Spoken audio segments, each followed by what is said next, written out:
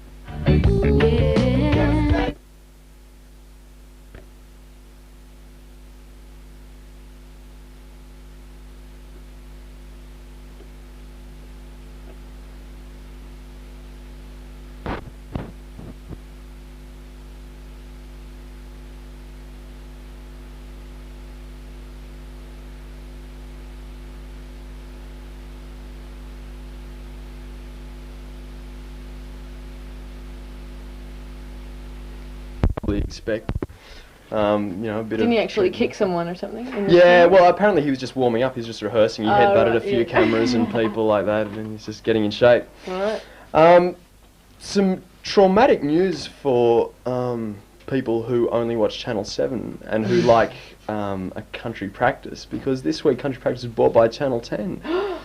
Yes, is it good or bad? sending shockwaves through the industry. 7 is bad. Well, I think it's going to do another Neighbours. I mean, you remember that Channel 7 used to have Neighbours on air, and it wasn't rating so great, and then they sold it, or they got rid of it, and then Channel 10 recast it, there. and then we, you know, that was the launching pad of Scott and Charlene, alias Kylie Minogue, my personal hero, and Jason Donovan, your personal hero, and Jason Donovan's personal hero is himself.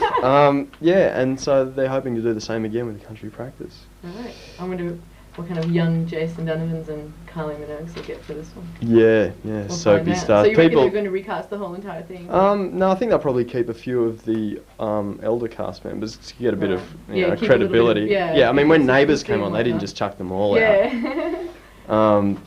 But anyway, that's enough of a country practice. I think so too. Shall we? Yeah, what's on the show tonight? What's on the show tonight? That's why we're here, isn't it? Well, let's see. First, after this, we have a tape coming on.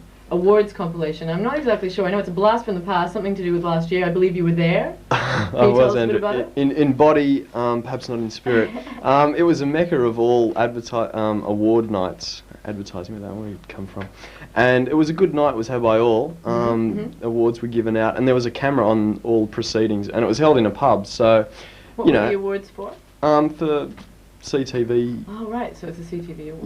Yeah. So if you're lucky, you might win an award this year if you rock up and turn up to the pub. I don't know where it's being held this year. I presume possibly the same place. But yeah, it's worth watching that tape just to show you what's in store. Should be interesting. Do you have a cameo or anything in there? Do you reckon? I don't know. It could be. I think everyone was featured at some stage. Yeah. That's enough of that. Andrew. Sorry. I didn't really. Okay. Well, then we go on to the skate show with Mick and Craig. Yay! Yeah, Craig's got a new board in today. He was showing it before, and we were fondling it and groping it. Yeah, we were. He's been going for a good old skate this afternoon. He was telling me, so he's all hyped to. Yeah, maybe there'll be some more fondling and groping going on. I hope so. You have a guest as well, or? Only Mick. Oh right, okay. And the skateboard. And they've brought a tape in, band skate tape. Is that true, or? Yes. Okay. It'll be fun. I guess we'll just have to wait to see what it's about. I don't really know. And then we have the quiz show that we haven't had on for about 3 weeks. Really? Why? Why has that been the case? You don't really want to hear the sordid details, you know, I was sick and just all these different things, and basically we're just back now, and that's all that matters, isn't it? Yeah, we've got 3 guests, and basically the same format as before, but it's going to... Any Vox Pops from, have you been doing video questions? Yeah. Yeah.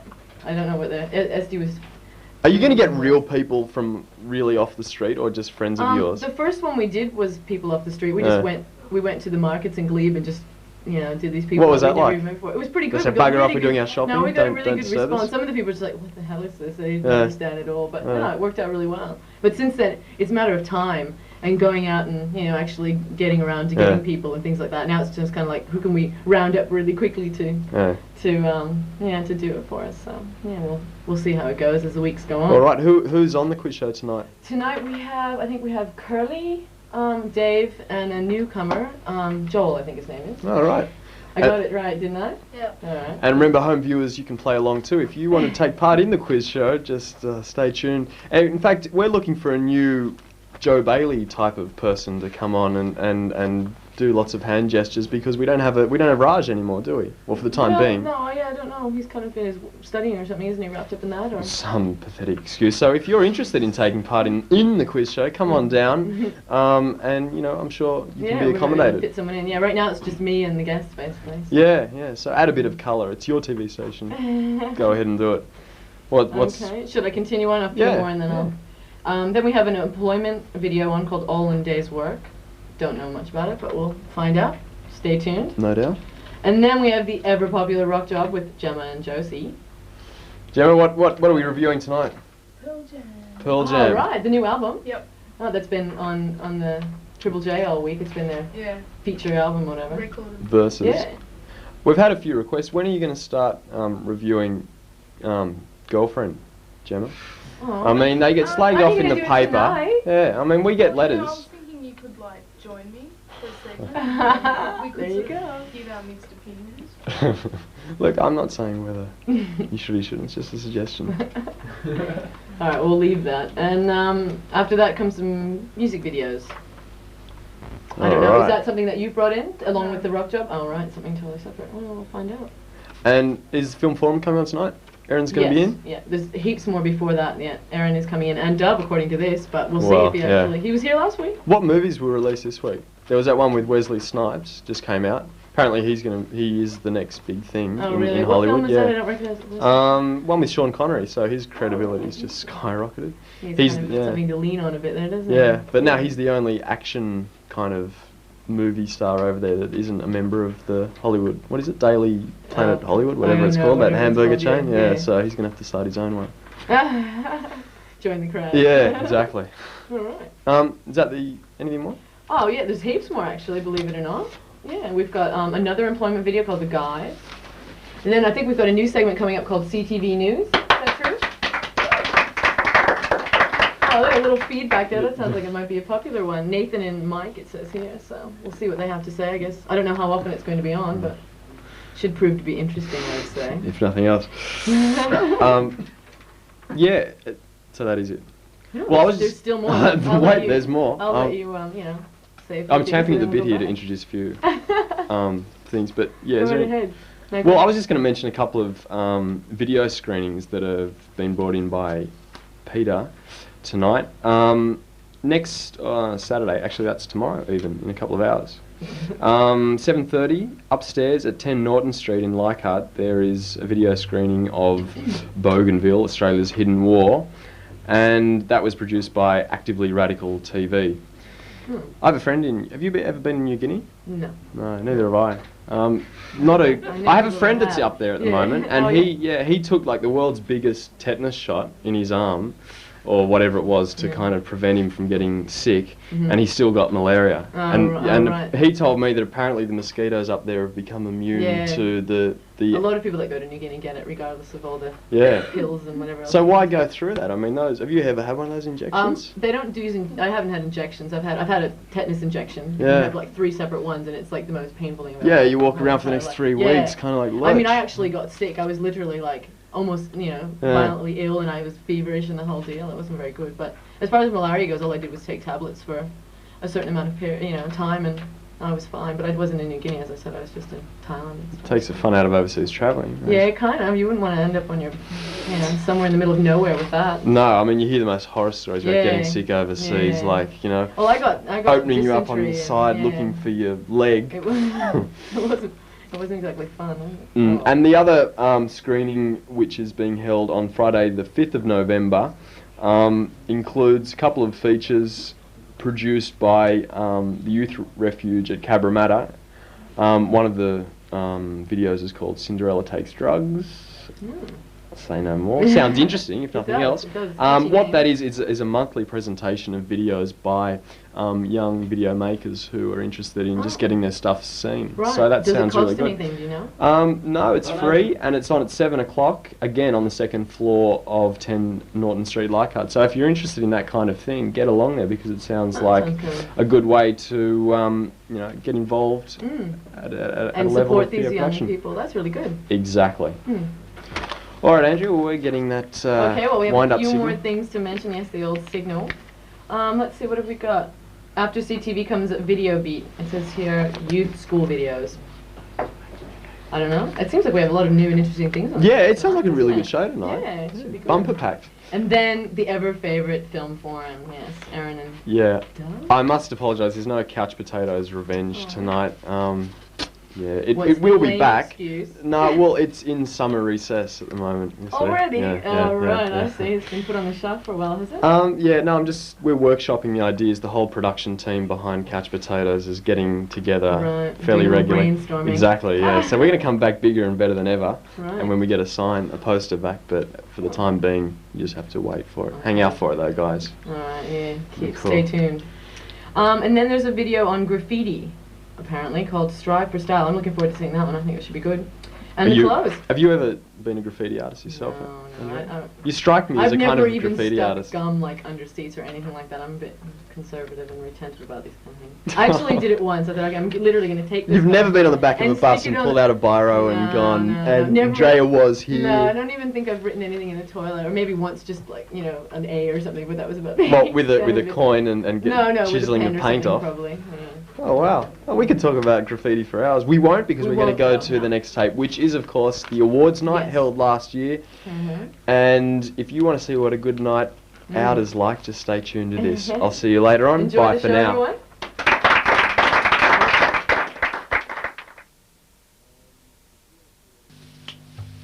It's too darn hot. It's too darn hot. I'd like to sup with my baby tonight. It's one of the most popular and well-attended shows, consistently well-attended shows that we have at CTV1. And it's probably the most organised show on the station because the producer and everyone involved actually sort of listen to the crew and all that and their ideas and have programming days and that's everything to do with it has got to do with young people. So that's a really good way of getting young people involved with something and knowing fully how to work everything, like in front of the camera and behind the camera. So it's really excellent and it's really fun.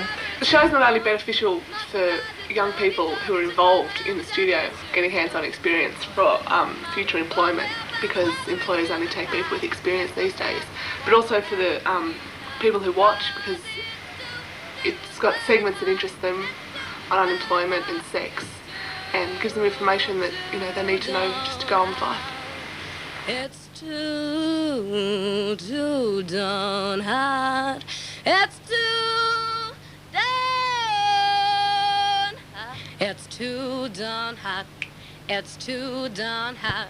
Whenever you're skating, I recommend you should use high tops, something like this, anything up to whatever, you know, whatever sports shoes you can buy. I don't particularly recommend that you wear plastic shoes like Aero Sports or anything like that, because they make your feet smell really bad. Skateboarding is the raddest sport. I'm going to show you some ankle exercises which they don't include in this video, which I think are pretty important, because with all the skaters wearing low-cut shoes now, it's I think ankles are going to be the next major injury after knee injuries. So here's a bandage. I'll show you how to like safely bandage your ankle up in case you've twisted it or something. Have a look at that. That's quite a nice photograph. If you could be sitting here looking at it with me, you'd be stoking, I reckon. It's pretty good. Hold it together. But you know, if you just commit yourself and maybe die a few times, you'll make it. Don't worry. This guy promised me that I could keep his watch if I said this note, okay, and send him the video. So here goes. No passion will ever be stronger than that felt between John Cross and Grace Wood. Now they got the pockets, they got what you want, man. You look at them, you're saying, yeah, pretty smooth, but they're not the colour I want. Doesn't matter, you can dye them.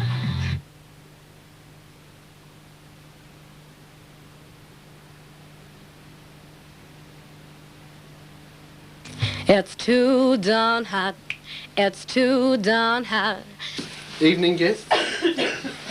Now I don't want any laughing. Yes, Reverend. That includes the audience.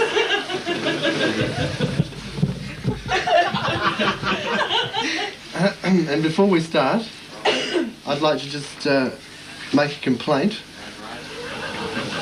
about one of the programs on this TV station. I was very upset with the sex diary thing, and I know that there are some contestants who were involved with this. Jane, you were one of them, and I really do think it's appalling. And I know that the Christian Life Centre in Young Street will agree with me. Imogen, yes? Your interests are Middle Eastern music, underwater hockey, and I gather you live in a caravan. Yes, I do. I live in a caravan somewhere in Tibet. I'm not quite sure where at the moment. I also have 4 lollies for the young people once they get the questions right.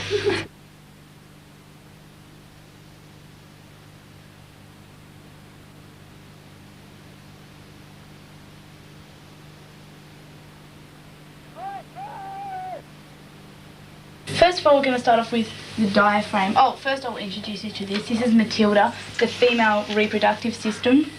Would you like to get a close-up on that? Okay. Now, first of all, we're going to start with the diaphragm.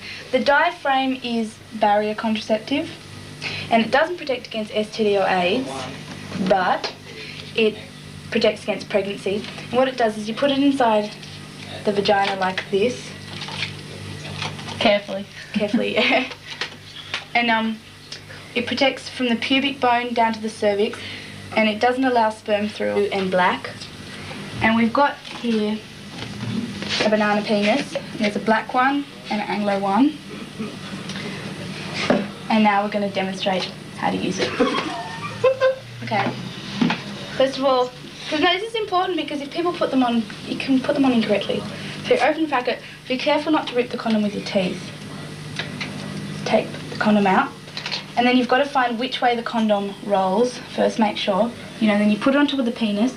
And you hold the tip of the condom so as not to let any air escape, because if there's an air bubble, the friction could cause it to pop, and then it wouldn't do much good then. You roll it down the base of the penis, like that.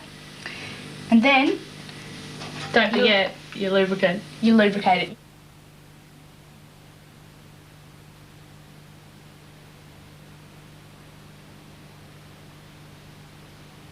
It's too darn hot. It's too darn hot. Welcome. I wish everyone would shut up, because I'm trying to do my show here. It's not yours. All right. So anyway, welcome to Rock Job. I'm Jenna. So anyway, the drum media tells me this week that UMI and Hell Men are... Oh, thank you. Do you want the shot of my feet or not? Okay. Tells me that UMI and Hellman are playing at the Annandale tonight. So get your dancing shoes on for that one. Because there's a huge, I'm talking mega, I'm talking massive record and music fair. 10 a.m. to 5 p.m. And they're having a main door prize, which is 2 tickets to Guns N' Roses.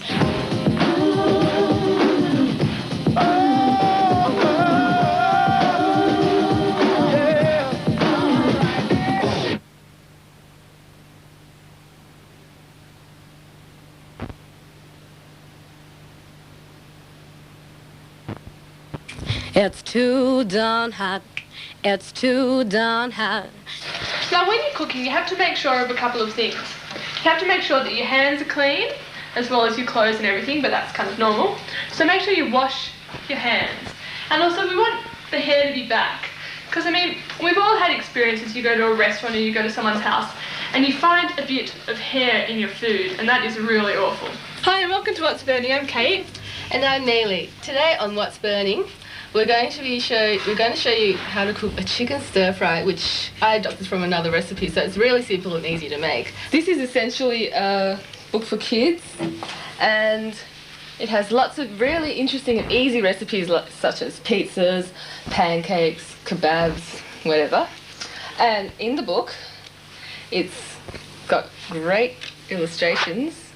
And thank you for joining me in this edition of What's Burning, and the next edition, Kate will be cooking you something very tasty, hopefully. Better than the pancakes. Sorry about that last week.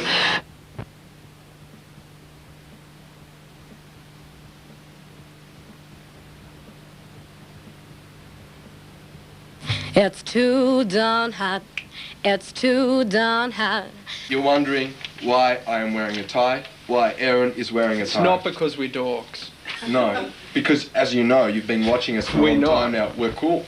You wish there was more martial arts. I mean, these guys are the best. You know? I just thought of something like JCVD. That's his English. You like that? No. VD. I thought that was quite funny. It's not his real name. Did you know that? Really? What's his name? Jean-Claude Van Varenberg. Gérard Depardieu. French pronunciation now. Know you're impressed. Plays Christopher Columbus, which is actually kind of stupid because Christopher Columbus was Italian, right? And Gérard is French, so he speaks in a French accent, even though he's supposed to be Italian.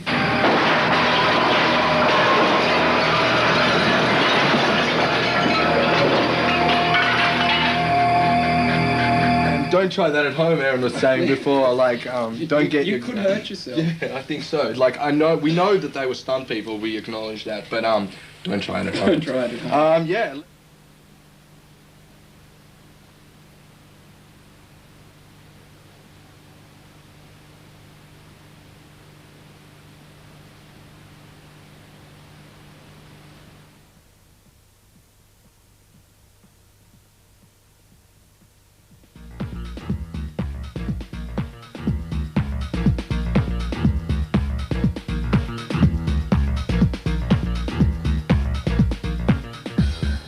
The most inventive of remixes teams up with one of the most inventive bands. That's David Morales' remix of U2's Lemon. Great stuff.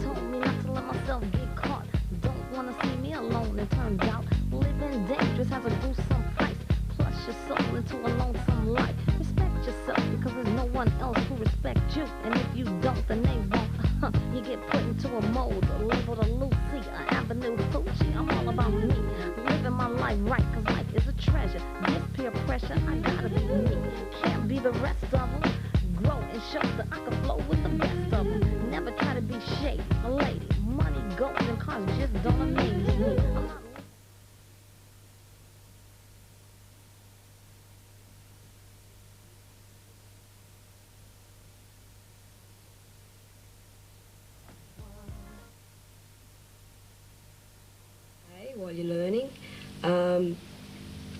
quiet periods where you wonder where your next dollar's coming from. I do video production workshops with young people, or I organise them, and I'd be really keen if you could get involved and come and get involved with Channel 3, the youth workshops that we run at Metro. How long would you have to study? Is there any education qualifications that you need? Blah, blah, blah. Yeah, you need to stop moving your pen. That's what you really need to stop doing.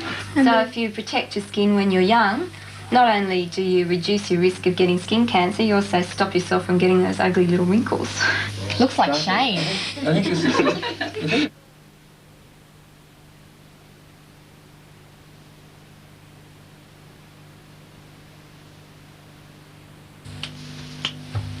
It's too darn hot. It's too darn hot. I'd like to sup with my baby tonight. Refill the cup with my baby tonight.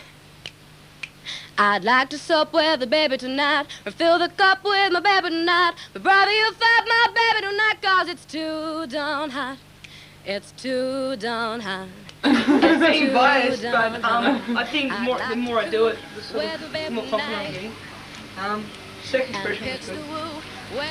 Expression is different. To whom it may concern. Indeed, the finer points of the contract will have to be negotiated. Vision mixing was the best. Totally unbiased. My name is Damala. And I thought the show was good tonight. That's all I've got to say. Raise your left hand and give yourselves a pat on the back for a job well done. We really are fucking Your show's really great. It's a really initiative venture, and it gives young people experience in an area such as TV where it's impossible to get experience elsewhere, like in TV industry and movie industry, whatever, is really hard to get into. And if you're young and have no experience or no connections, this is like a great way to get into it and get experience. Oh, wow. G'day, Mick. Wake up. Huh? Welcome to the skate show, Mick. Oh, hi. Sorry. What have we got to talk about tonight, man? Nothing. As usual. Have you been getting much lately? Sleep, that is. No, I haven't. Bummer. Because Zara's a slave driver and I've been out working lots and, you know, doing bits and all that kind of stuff. She never lets you sleep? No. No, I didn't think so.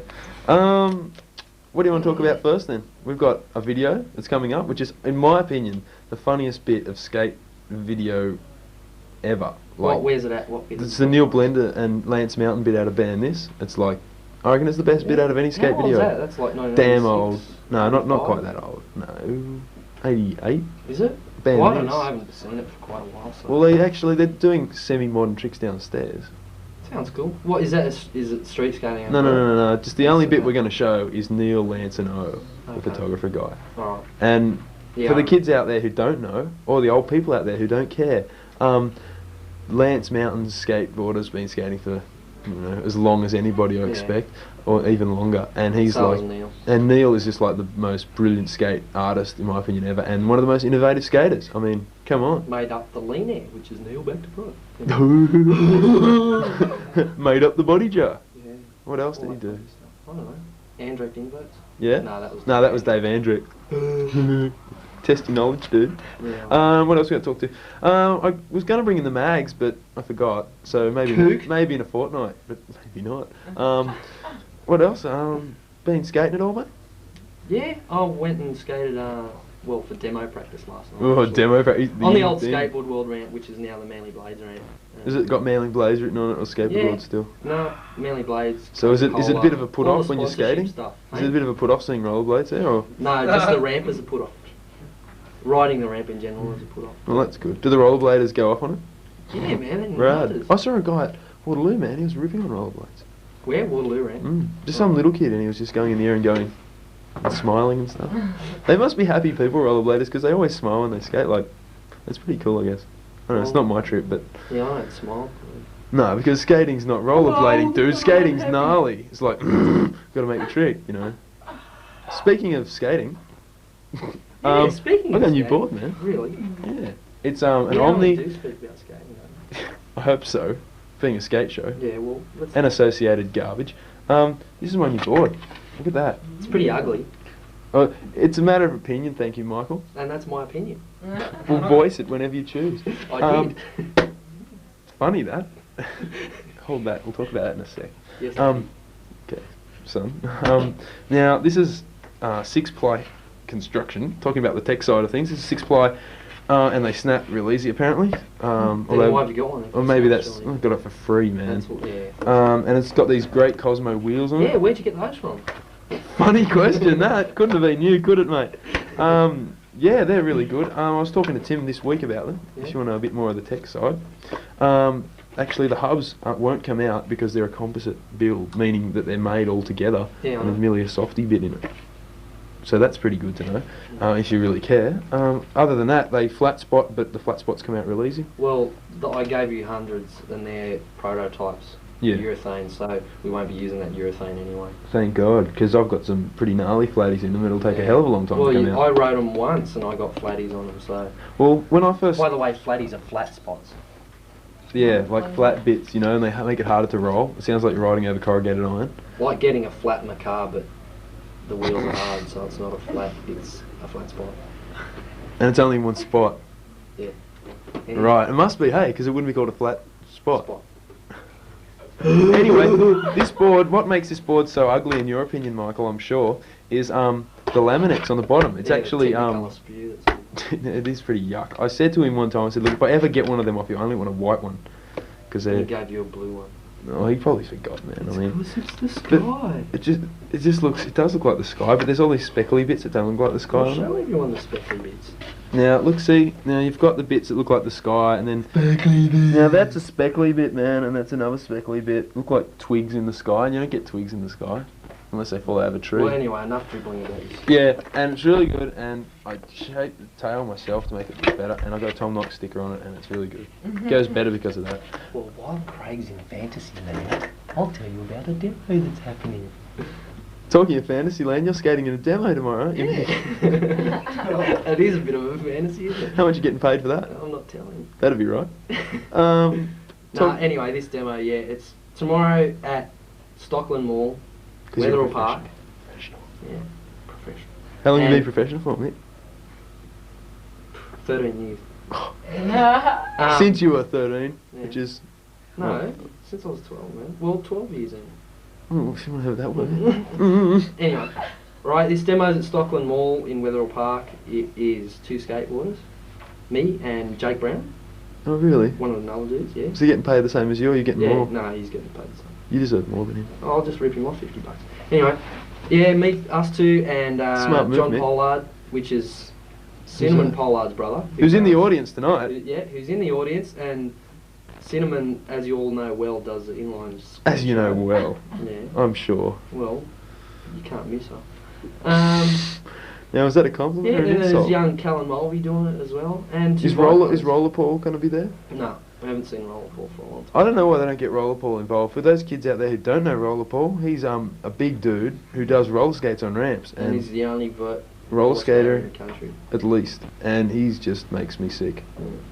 And plus we got two bike riders as well. Reese and Grant Gettins or Jamie Mund, who are Grant Gettins. Grant Gettins. Gettins if is you're gonna shit see a together, bike mate. rider ride vert, see Grant. I thought Reese was the guy. Rules. And Reese is pretty hard. Yeah, they're all hardcore. Hardcore, mate. Yeah. Amen. So Well- anyway, that demo's tomorrow. We'll be there at about 9 AM. So if you want to help us put the ramp up, yeah. There might be Check it out. free beer in it, mate. You get free. Oh. This is a Right, youth no, program. We're not chocolate allowed bar to say words like beer Yeah, chocolate bar. or a can of Coke or a lollipop. A or chubba chub. I'll bring you a a chubba cherry chub. chubba chub. That's all you get. But anyway, yeah, Speaking come check of, it out. sorry for interrupting you. Chub chub. Lollies. Speaking of chubba chubs, we've got free passes to Double Dip now. No, we have. Oh, we have. Because we're the rules. Give me mine back. I'll just add it to mine. Oh, good. Oh, back to back. No, anyway, there we go. Oh, that was polite, wasn't it? No, Yeah, thanks. that's all right. Pathetic attempt at sarcasm. Yeah, anyway, Double Dip's this really, really techno club. Not much more I can say about other than it's techno and it's run by Chad Ford, and I'm not going to tell you where it is. Because otherwise we'd go in and beat me up. Yeah. So if you want to beat Mick up, see me after the show and I'll give you the address. We actually have an address where if anyone wants to send any skate stuff in or just let us know that they live in the units and skate and want to communicate with other people who ride skateboards, it's Post Office Box 737, Carlingford 2118. Really? That address again? Carlingford 37. Post Office Box 737, Carlingford 2118. And that's also the Static magazine thing. So if you want to send it all to that, and we'll read your letters on the show. Sounds pretty cool. I'll write you a letter. Thanks, Use the mate. hell out of you. A love letter. Yeah. Ooh, you're so cool. Anything else you want to blabber off about whilst we're at it? No, just... Oh, well, you know, I'm still trying to set up this Kinsella's party, but this management's hard to deal with. Might as well make it a New Year's, mate. But, you know, yeah. The rooftop of I Kinsella's. wanted to do it at Double Dip, but... I don't know, Sorry, there's I'm plenty of illiterate. skaters there, so... Yeah. Another thing, I'm holding a contest this Sunday. Are you? I am. Ooh, can't wait. Really? It's what it is. It's a low-key George. It's a low-key underground comp to get the locals in Carlingford, my area, stoked on skating again. It's held at the school, so we can't publicise it overly, because you know the locals in this middle-class liberal area will call the right cops. now? Yeah, but that's different. Okay. Because few people from here are by likely the to give us time- yeah, stuff. it'll be too late. Yeah. Hmm? It starts at 2, so get out there if you can't. And it's all from me. Well, for me, I guess. So what are we watching? We're be back watching to that Band This Tape, Band This dude. Tape. And Lance Mountain, and Neil. And look out for the Titus Skate Band. That's all I can say. Later. Later, bro.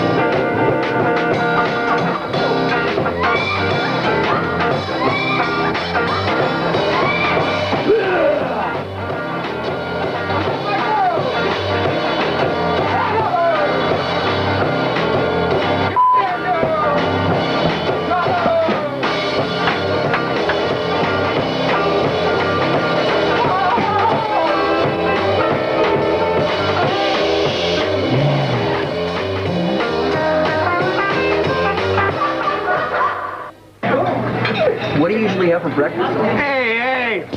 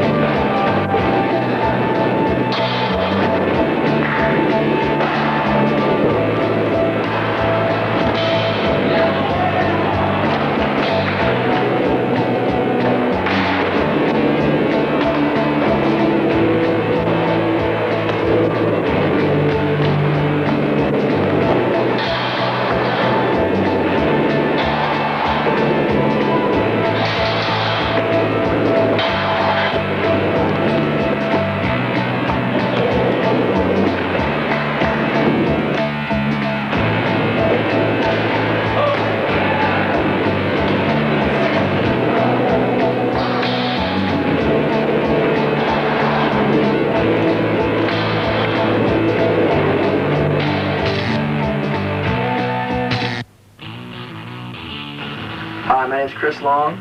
My name's Flynn Atkins. We live in Columbus, Indiana, and we've been skating for about 3 years. And we put together a little clip from our latest home skate video, and we hope you enjoy it. Enjoy.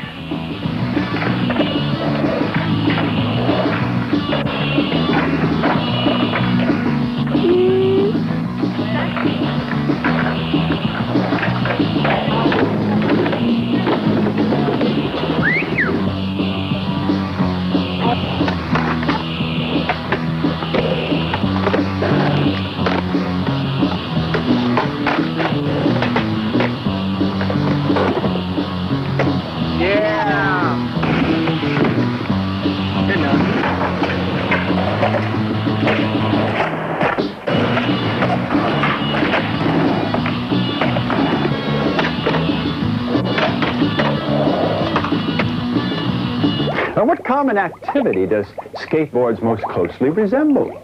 A, playing bridge. B, bedwetting. C, a tournament yo-yo. D, sidewalk surfing. Or E, all of the above.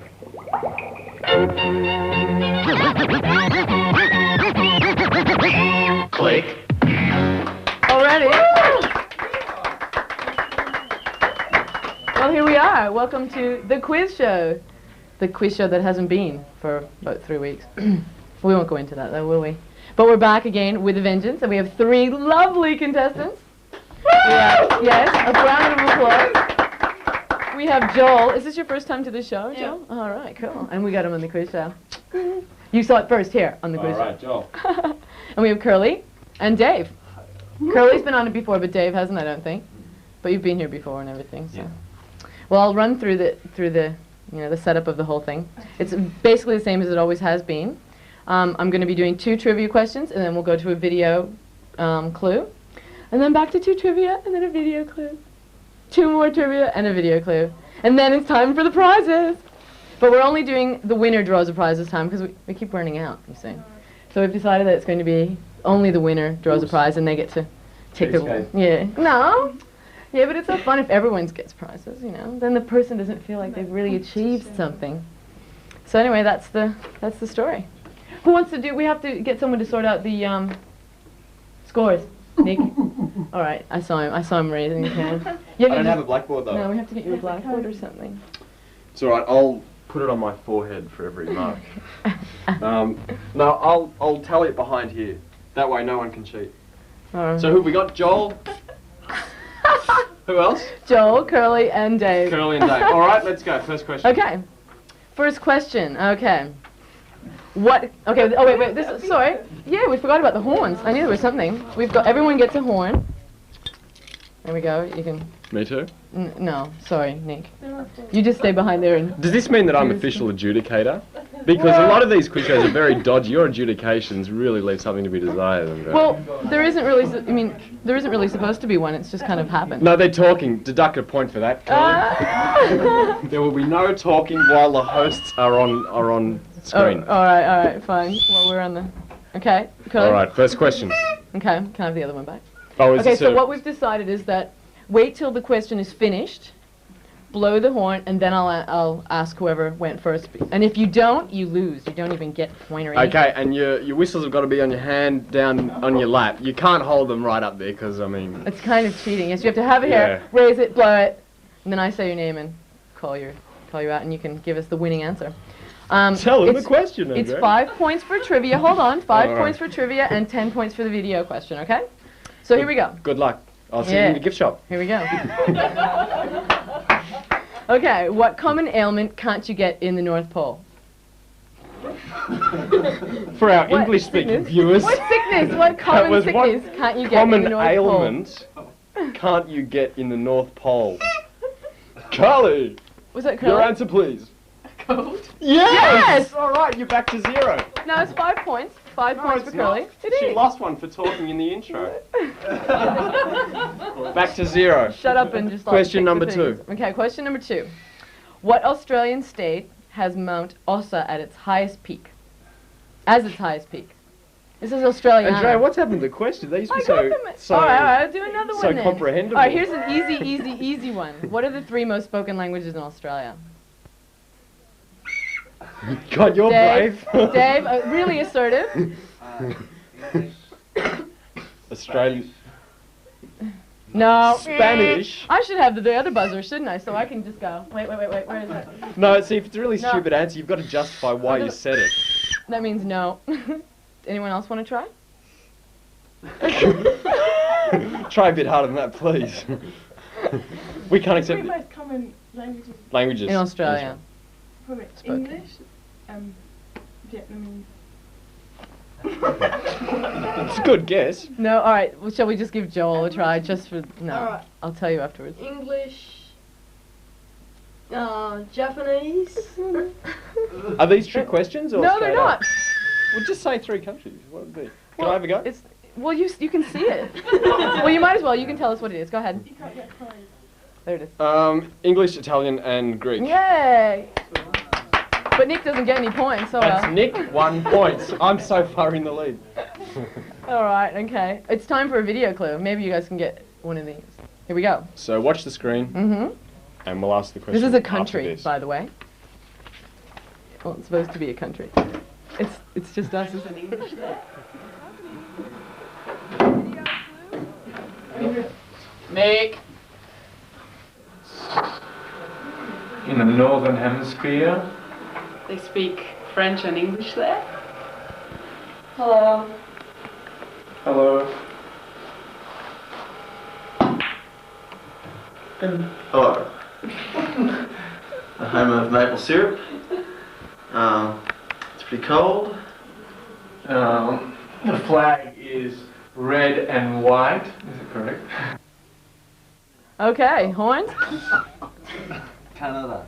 Dave. 10 points. 10 points. Okay. Well done. Can I ask a question? Why is that worth 10 points as opposed to... Just because it's a video thing, it's just a bit different. No. All the video clues are 10 points, just to make it a bit different. Okay, another question. Okay, what is the national sport of Japan? Who was it? Was it you? Curly? Oh, you try first. You go. Who is it? Come on, Curly, go ahead. Go. No. Oh. Joel? Ping pong. No. Dave, think big, Dave, large just- men. Oh, yeah! Oh boy, he got it! Dave, Well. have a 50-50 in the prize after this. Well, that's another 5 points for Dave. Are you writing this down?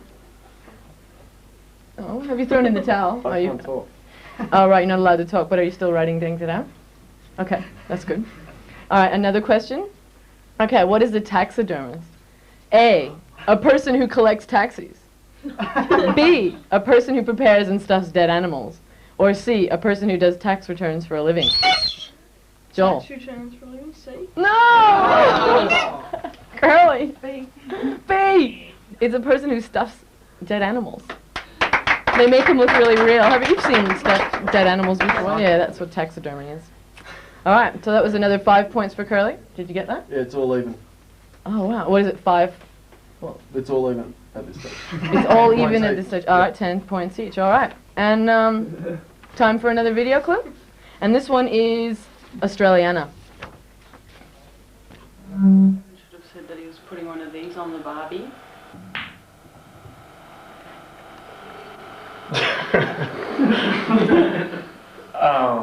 They're shallow water creatures.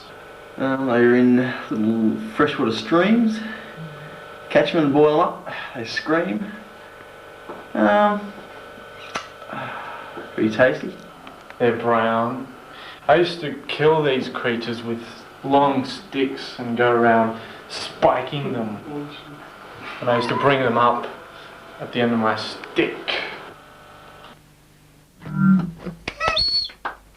Joel, I think, was first. Joel. Oh, I think I forgot. The pressure's on. Oh. Don't you remember? Crab? No. Sorry. It's not a crab. I think Curly was next. You were going to say crab. I mean, we even heard it in the audience. Someone yelled it out even. Camping. No. Dave. Yeah.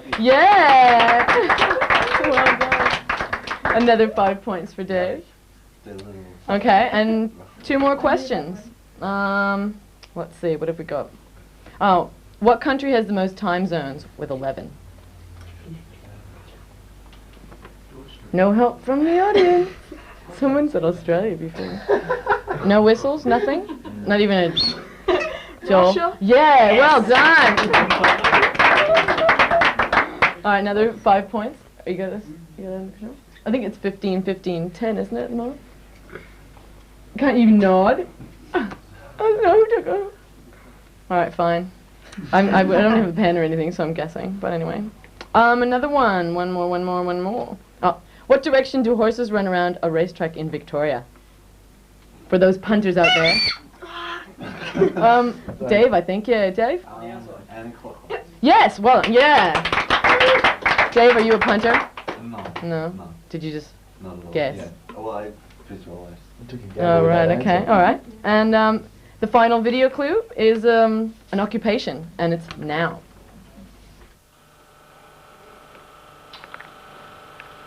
They fly very fast speeds.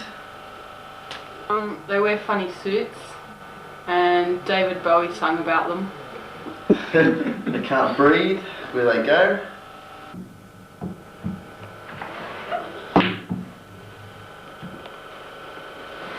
Well, they're astral. They can't breathe where they go. Actually represent the elite.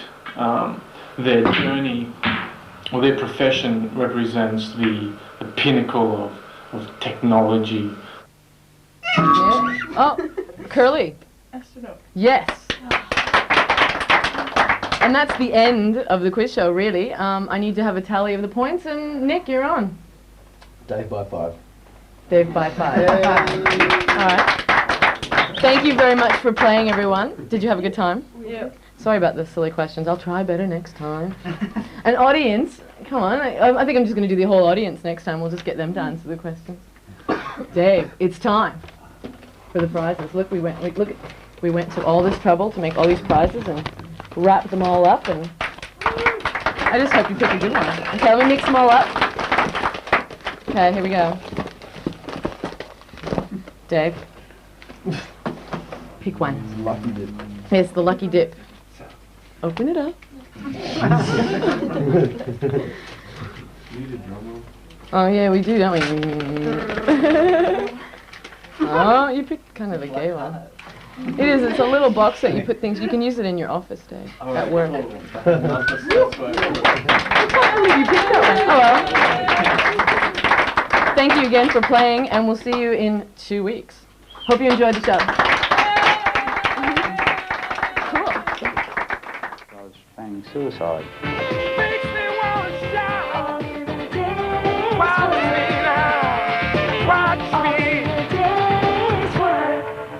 What is it about volunteering that interests you? More than a quarter of the adult population has been involved in some kind of volunteer work. This is the Volunteer Centre of New South Wales, and offices like this around the country match people interested in helping out in some way or another with suitable volunteer organisations. Later in the program, Karen finds out how voluntary work can help you find a job. Do you think people should work to get the dole? Yeah, I do. Yeah, I reckon they should. Because, you know, that way they won't get brandished, you know, like a dole budge, you know. After a certain amount of time, not initially, say after 12 months or something like that, I think they should work for the dole, yeah. Not full time, maybe 1 day a week or 2 days a week, but it'll help those gain skills that don't have it. No, I don't think they should have to. If they wanted to work, there should be work there for them. They should be earning the dole, because they're never going to work if they can get their money for nothing. I reckon they should be paid to play guitars.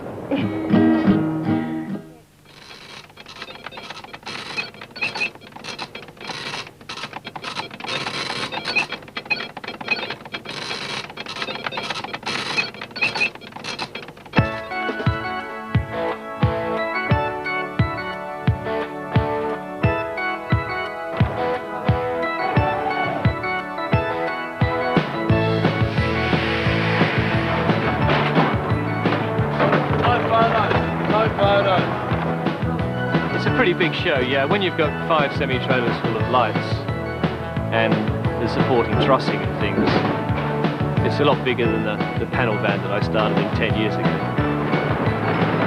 I want it on there today. Take my Dick Smith by Australian multimeter with me.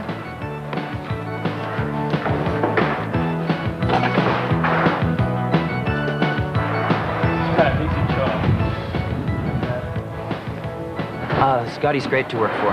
I think he's a bit crazy at times, you know, but he's fantastic. Like I said, he does everything that I don't. He's kind of like Dad, you know, people go to him to speak out their problems. How are we doing? Not bad, Scotty. How long? 5 minutes. You obviously have a rapport with each other. How important is it to have that? Oh, it's very important, you know, since I'm going to have to spend the next 2 years of my life with him. If you didn't like somebody, you know, it just won't work. If you run your hair dryer and your fan in the bathroom and you've got all your lights on in the house, you're peaking probably about 20 amps. This lighting system requires 600 amps. You don't have to worry about a hairdryer, obviously. I don't have to worry about a hairdryer, no. Okay, so from the other end where we were, we come to the distribution side of things. How many lights have you got operating at any one time? That's a good question. We've never counted. There's about 250 lamps in the system, yeah?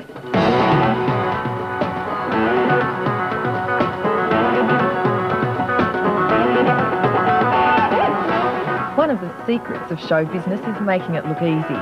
But invariably, a lot of long, hard hours have gone into creating that illusion. And that goes for the road crew as well as the band. Oh, Elvis, is anybody home? Calling Elvis. These guys may not be the creative might behind Dire Straits' current 2-year world tour, but there is a certain art to what they do, and without them, there is no show. Those clamps went all the same way, guys. Sharp your fingers, boys. Okay, lift it up, please, all 3. How much longer? Well, what time did we start? 6 o'clock, yeah? So we're 6.5 hours down the line already. I'd say about another 18 hours before I get back into bed, yeah. How do I cope? Well, it's one of those things you've got to cope with it if you want to do the job, you know what I mean? It does make for a long day, yeah, but it's a part and parcel. It's like getting your hands dirty. It's like catching the train to a 9 to 5, you know, it's just one of those things that is part and parcel of the job, yeah. And how does a person from Australia's smallest state, Tasmania, with hardly a rock and roll industry to speak of, get to be touring at this level with one of the world's great bands? Hard graft. I'd already worked with a few bands in Tasmania. I'd left the theatre side of things and gone full-time roadie, which was a big thing then. I ended up in Melbourne. I think what I'd already learnt was a big thing. And the confidence I had in myself, again, was a big thing where I could do stuff that I hadn't done before. I was chosen to be on the Australian crew of the last Dire Straits tour out here, where I met a majority of the guys on the production side of things now that I'm working with. And they said, don't come back to Europe, you'll hate it, you know, it's really hard work and all that sort of thing. But of course I take that challenge. An open invitation. Yep. And so I spent my tour bonus on a plane ticket, and I landed in London, and I had probably about 400 Australian dollars in my pocket, nowhere to live, no job. So it was a big step. Moving on to what we call the punter blinders, which are the bright little Trevors at the front here, for all that hand clapping during MTV.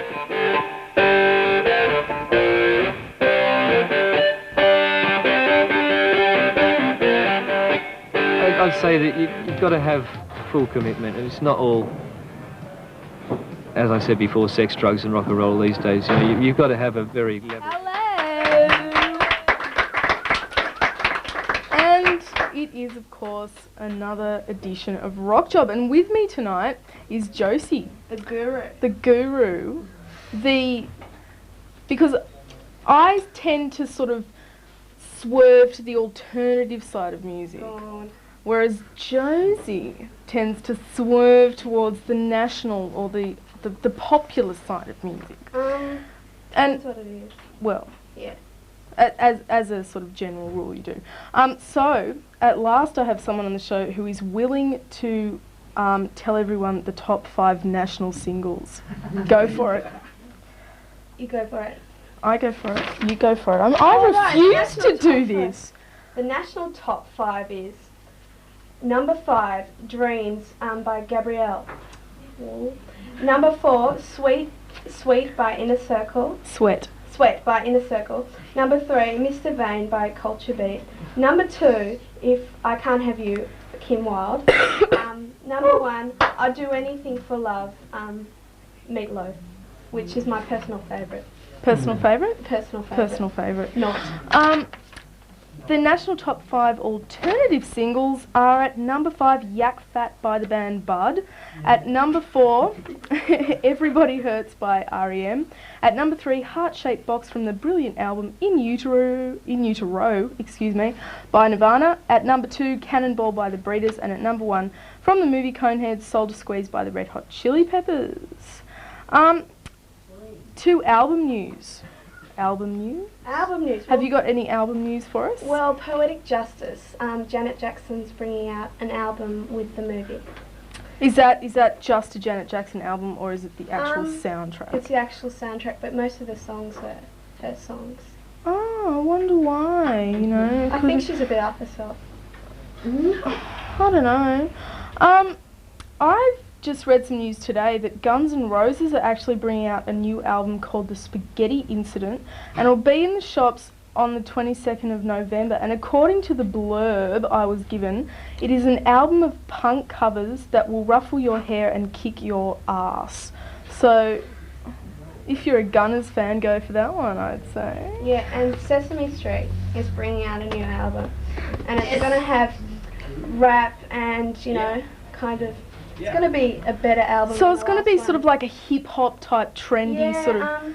I think they're kind of getting in the groove, you know. But see, I was kind of in favour of the good old At Home with Ernie and Bert's of my childhood, and I kind of resent the fact that they're sort of getting into the swing of things. I don't. I think they've got to change with the times. You know, Mr. Snuffleupagus, he's changing with the times.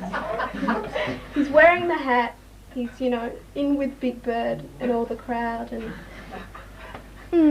he's my personal favourite. And this one's for Nick. This one's for Nick. Girlfriend bringing out... have got a new release called It's Up to You. So rush out and get that one, Nick.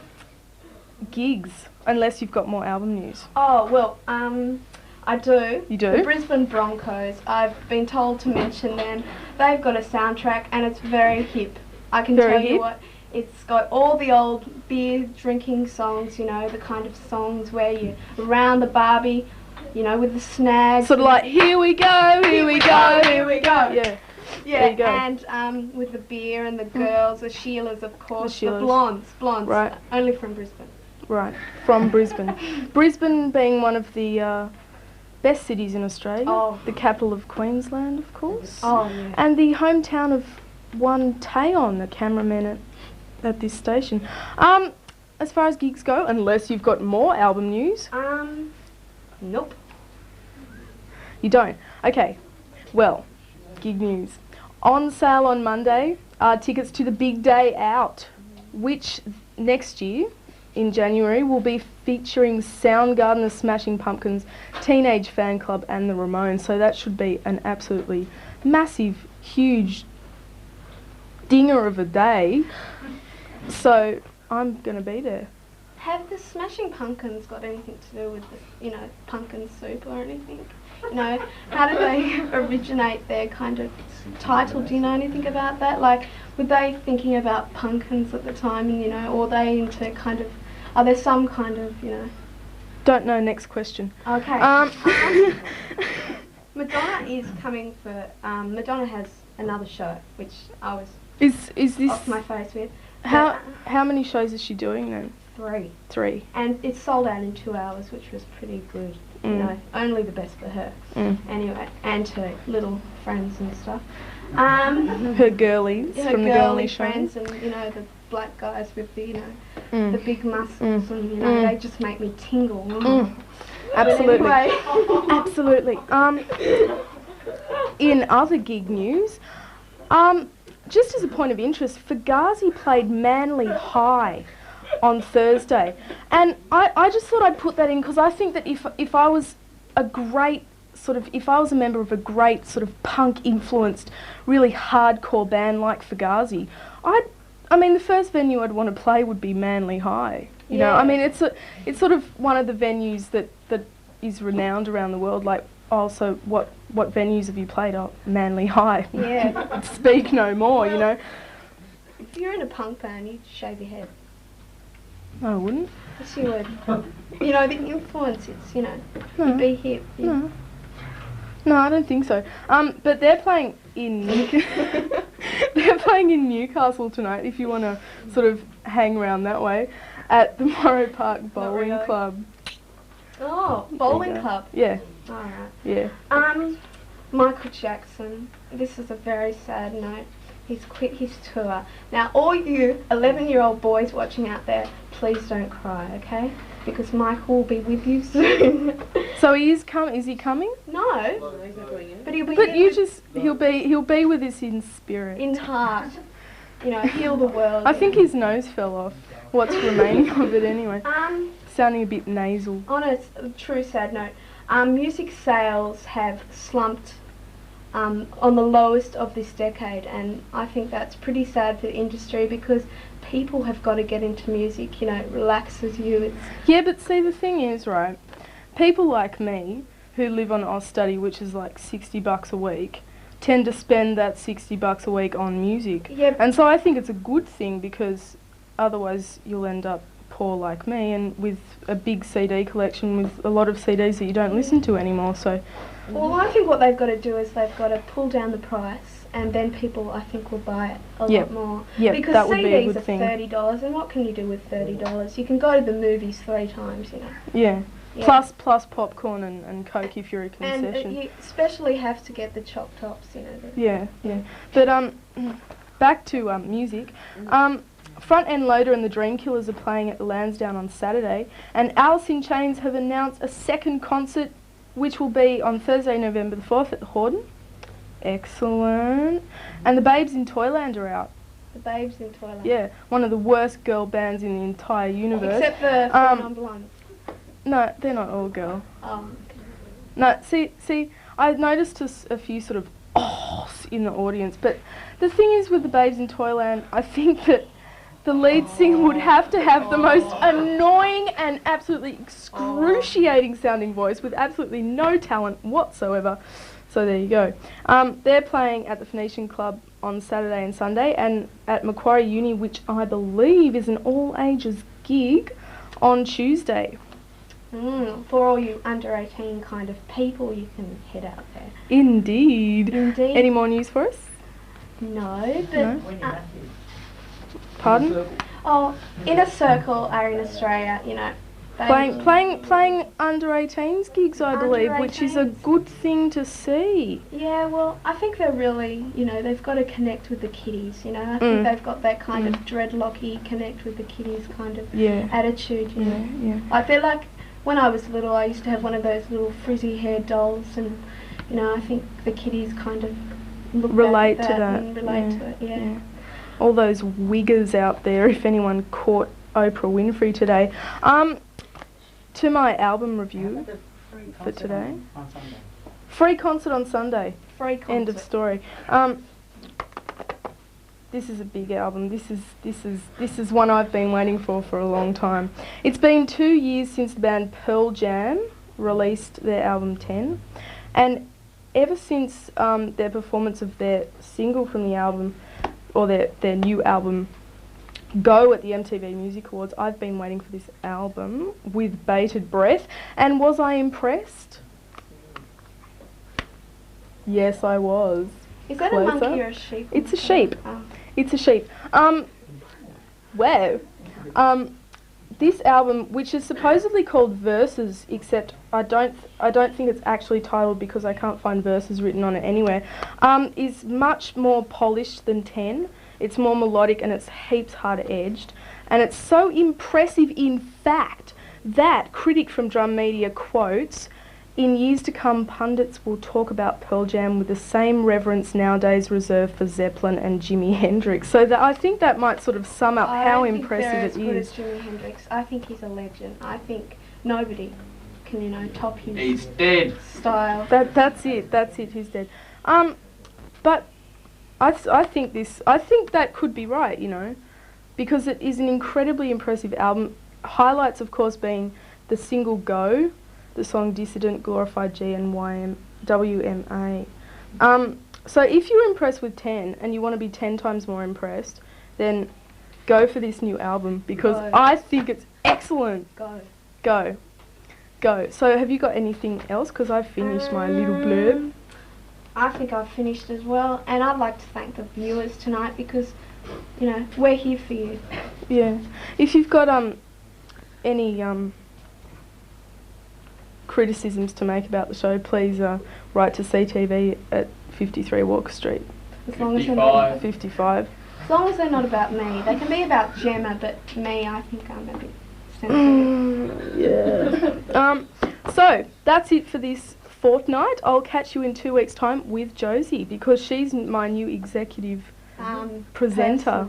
Indeed. So check you later. Check you later.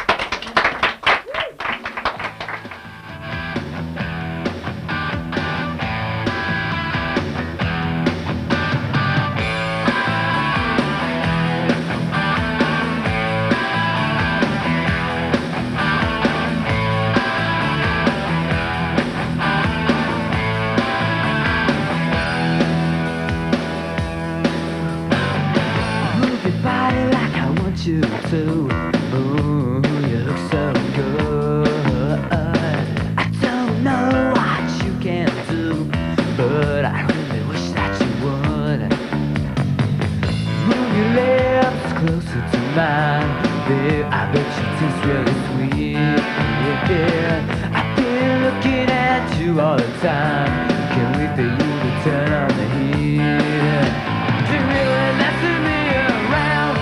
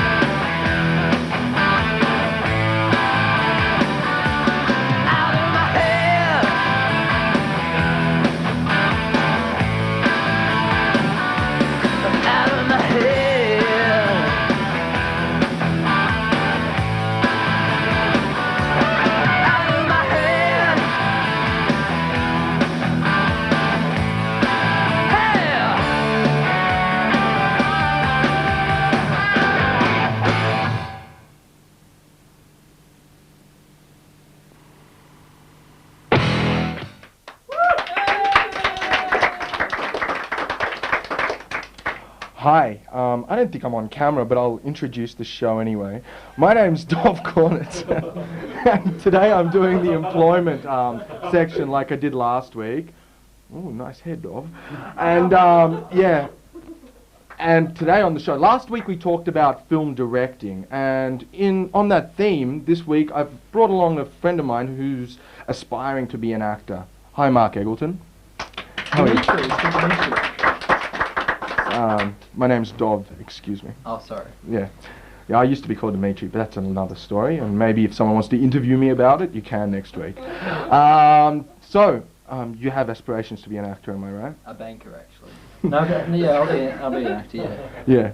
For the sake of this, yeah. Yeah, thanks very much. As you can see, Mark is dressed in very sort of spiffy attire, and the reason for that, of course... Cutting edge is probably better. Cutting edge, yes. GQ style. Yeah, that's yeah. Yeah, GQ. You're a very sharp dude. And I don't dress like that, as you have seen. And that's because I'm a loser. No. No. But I think a lot of the image of a person, like speaking about employment, I mean, if you go for an interview, right, come along in your best attire, because, you know, if you come like me, people look at you and go... Unless you're an actor. Unless you're an actor. You can turn up any way you like. Yeah, as long as you look the part. And speaking of acting, the reason you dress like that is because, of course, you've got another job, which sort of supports you when you are trying to become an actor. Like 12 months of the year. Yeah. Well, that's the problem, I think, with actors a lot of the time, is that they have to, Cheap, lie. like they have to work another job because they can't afford to just rely on acting to support them, especially when you haven't made the grade. Isn't that right? Well, I haven't made the grade, and that's obvious. Yeah. So what have you performed? Not that you're a bad actor. I think it has to do with a lot of connections and things like that that come with getting somewhere in acting. So what have you done in terms of acting?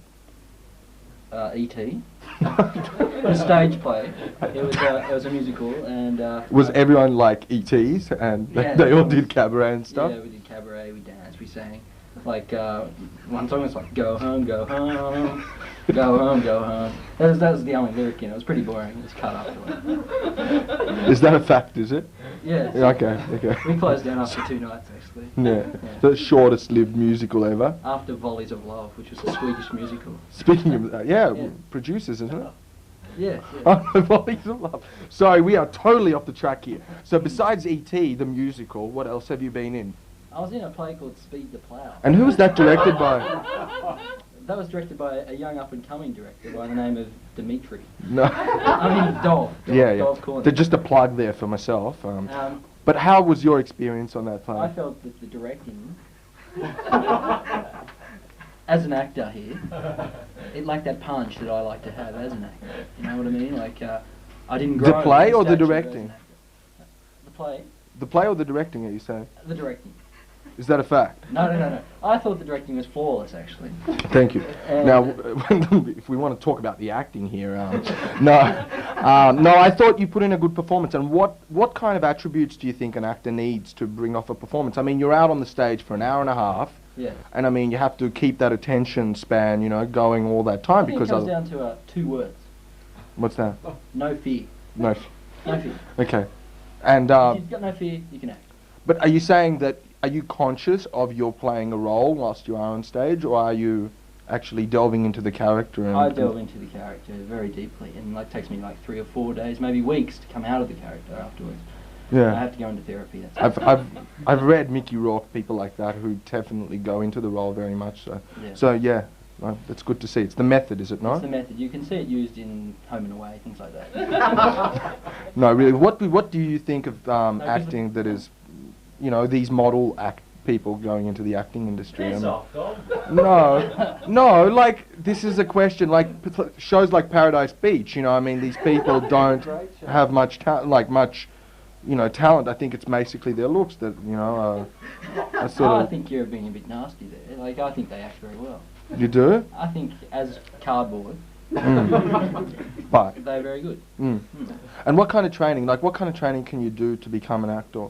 Well, you can. There's numerous courses around, I think.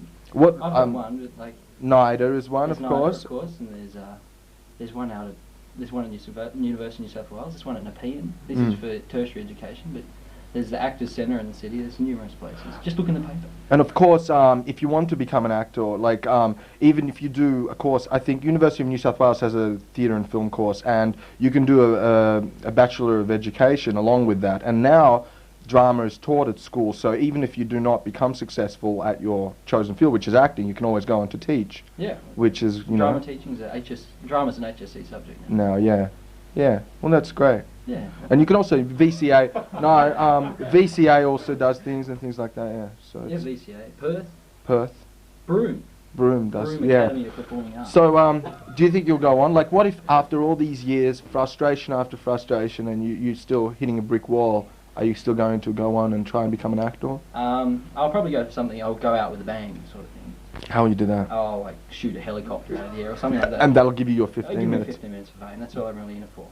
Really? Yeah. So it's the infamy that you want. You want to be famous. Yeah, exactly. You don't want to show that you're a great actor and you can, you know, like improve people's lives or anything like that. No, I'm cheap and shallow. That's really? basically me. Well, kids out there, not everyone is like Mark, and some actors really do go out to change the world, don't you think? Yeah, well, of course. And don't you think that's better?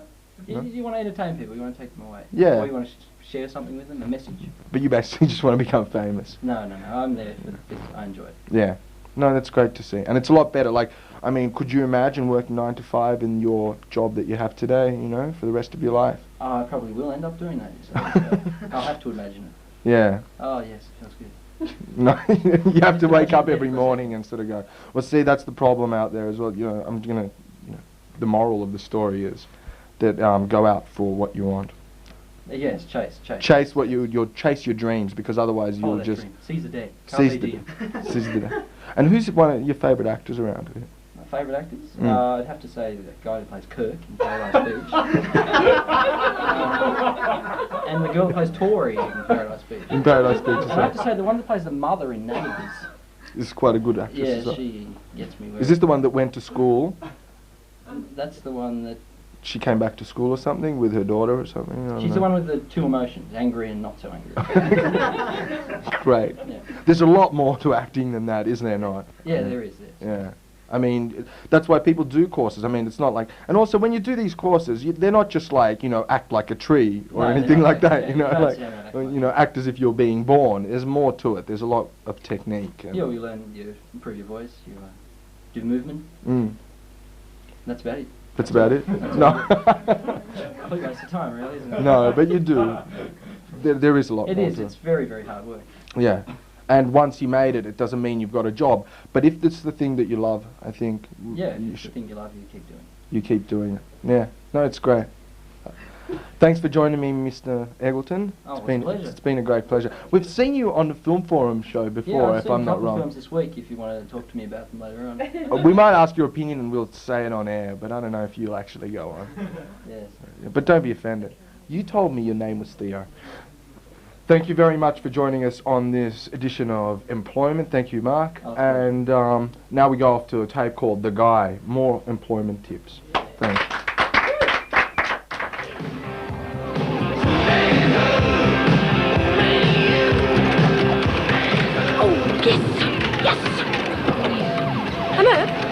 Check out those kids over there. They've been playing Teenage Mutant Ninja Turtles for hours and, well, I want to play it. Don't sweat it, Tam. You can't always get what you want straight away. You know, it's like a career. You know, you've got to have a look around, and a lot of people do a lot of different things before they get what they want. You know, Merv, you're right. Oh, yeah? I mean, it's just that, like, I always wanted to be a dancer, and then suddenly I end up working on the television. That's good, Tam. Thanks, Merv. Oh, beautiful shot. When I was a kid, I wanted to own a place like this, but I thought I'd probably just have to settle for something boring. I want to be an engineer just like my dad. I want to be a fireman or a footy player. I want to be a famous actress. Get real! Get real yourself. At least I'm doing something about it. I've got a part-time job at Woolies to help pay for my acting lessons. Hey, do you reckon you could find out if they've got any packing jobs? Sure. Thanks. Are you staying on at school next year? No, I can't wait to get out. As soon as I get my certificate, I'm out to get some work. I'm staying on at school so I can try to get into uni. I don't even know what I want, so I guess I'll finish school while I think about it. It's a real hassle making up your mind. I left after year 11, but still knew where I was headed. but you have to keep training to be a success. Yeah, right, Murph. They're still on the Ninja Turtles. Yeah, it was pretty confusing when I was at school. Yeah. Where can kids go to get info now? Yeah.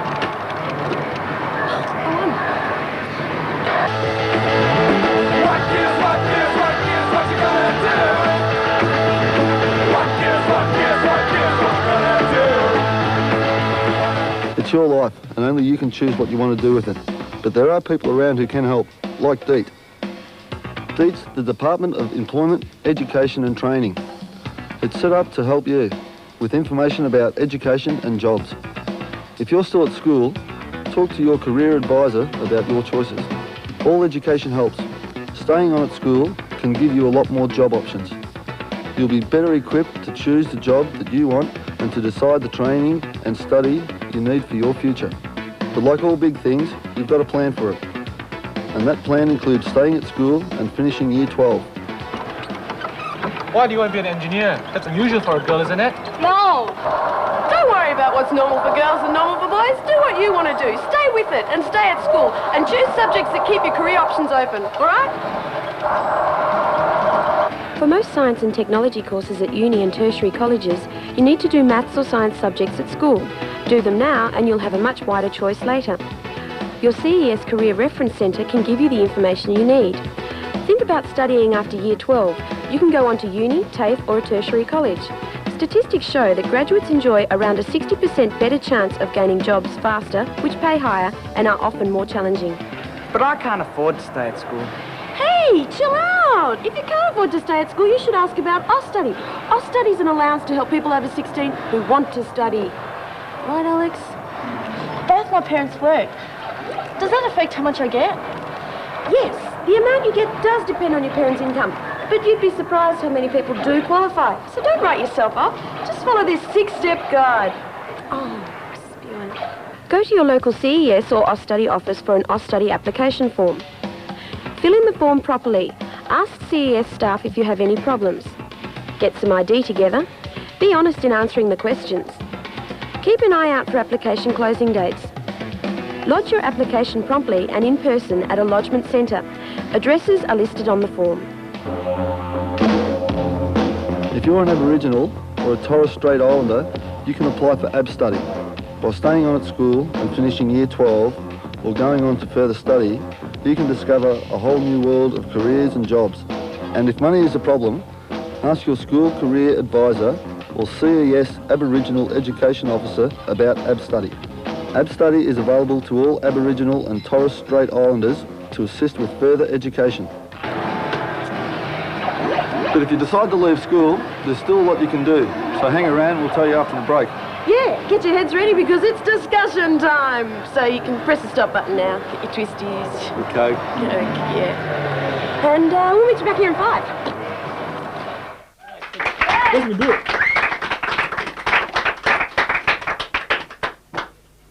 Oh, wow. Yes!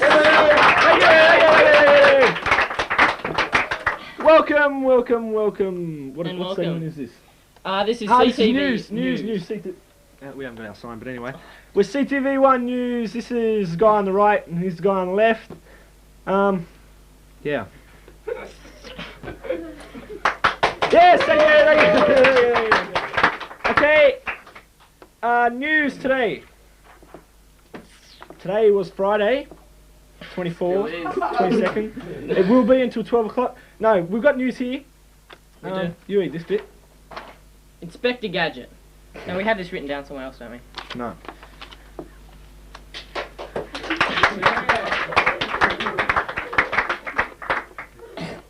Get on Hello, with it. Nathan. Sorry. Okay.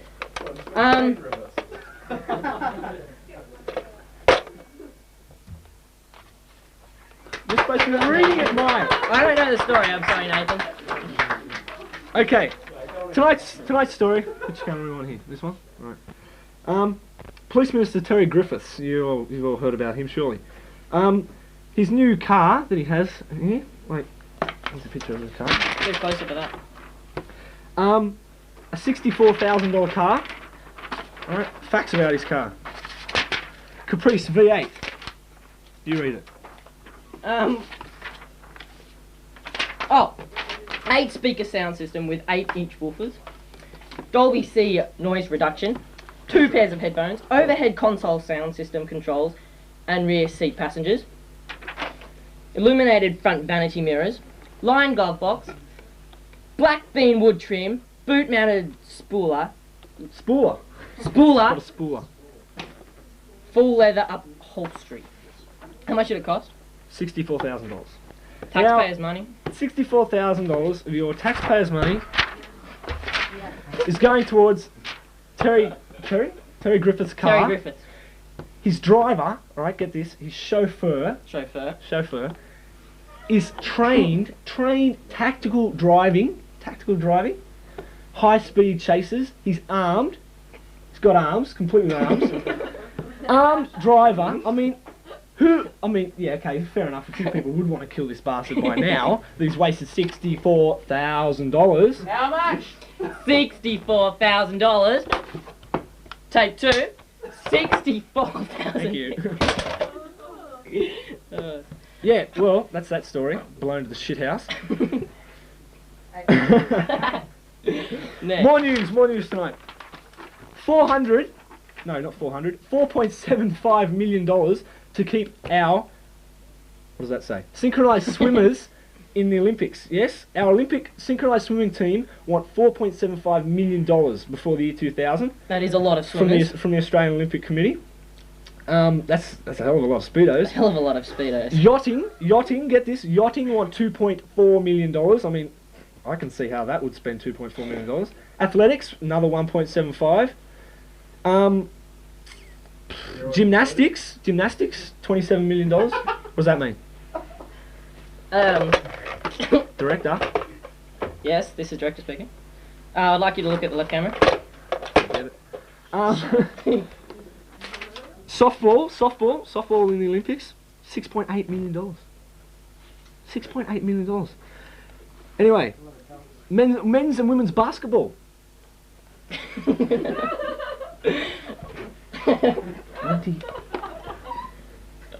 24 million dollars. $24 million for basketball. Equestrian, the horses. You know the horses? Yes, I know the horses. Equestrian. $15 million. $15 million for horses. What do they need to buy? A lot of saddles. A lot of sugar cubes. Sugar cubes. All up, our Olympics want $425 million. Now, I worked this out. For $425 million, you could buy 47 million Mars bars. Which would reach? From Sydney, way down here in the Southern Hemisphere, all the way to... You can tell we did geography, that's it. Jakarta. Yeah. 4,650 miles of Mars bars. For the Olympics. So much for that shit. Next. What else have we got to talk about, Mike? Weather. Brisbane, not a good place to go. Football is terrible.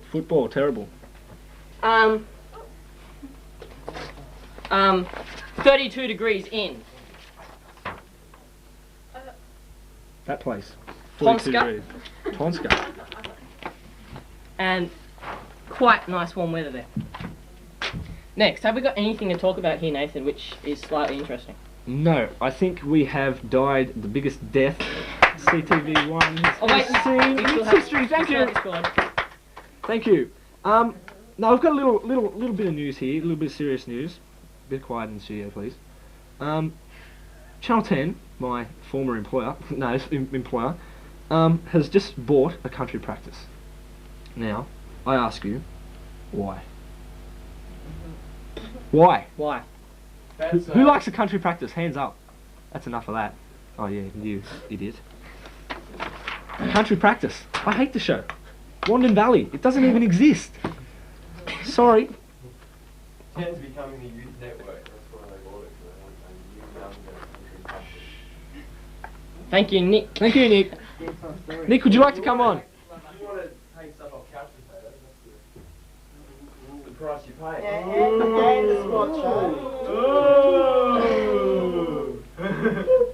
Forgive me. I've got nothing to say. It's quite amazing. An Arab festival. Last week, at an Arab festival, a woman quite violently attacked another woman about the colour of her nail polish. It went something like this. Mate, I do not think the nail polish just go with the hair. The other woman, quite violently, attacked the other woman physically. By now it had gone too far. Police were called in. Dogs were called in. Took everyone out. I'm still trying to keep on speaking here, but nobody's saying anything. Get us off. Get us off, quick! Please! Take going next, director.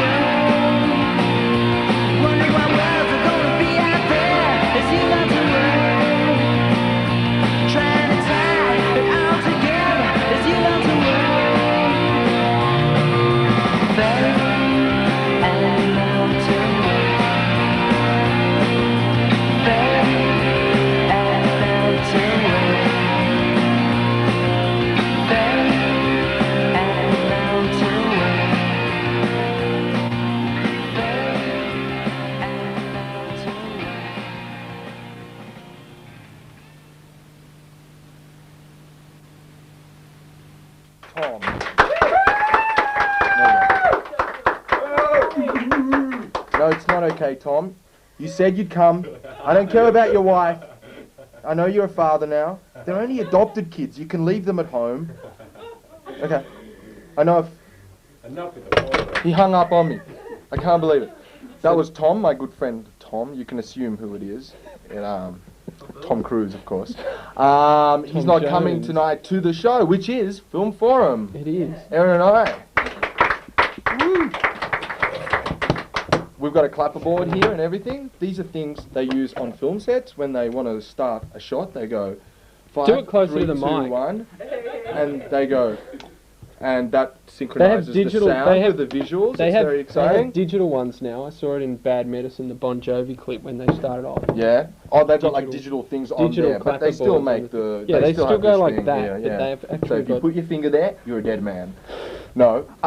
What films are we reviewing today? Because smell that's the our job. cheese. Huh? Yeah, smell the cheese, Aaron. What's that?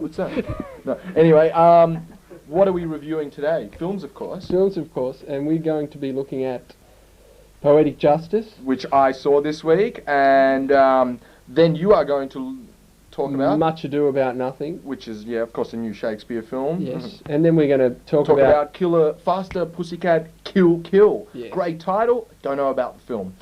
So first, let's talk about Poetic Justice. Now, I saw this today, of course. It started yesterday, which was Thursday.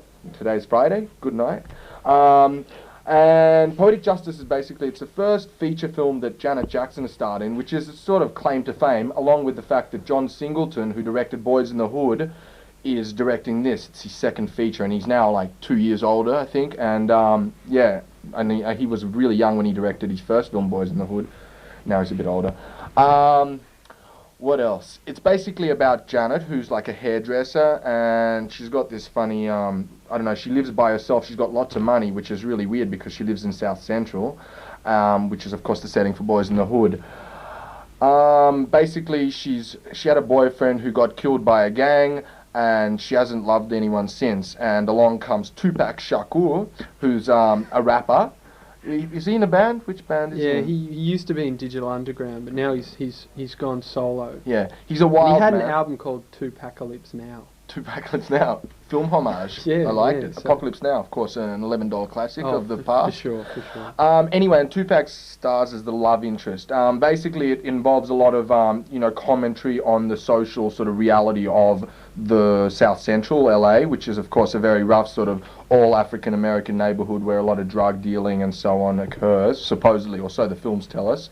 And of course, John Singleton is like in the new wave of black African American filmmakers who are starting to make a lot of films and a big impact on Hollywood Along at the moment. with guys like Mario Van Peebles and Spike Lee and Matty Rich and Bill who's the Duke. guy that directed Passenger 57? He was a real legend. Kevin Hooks.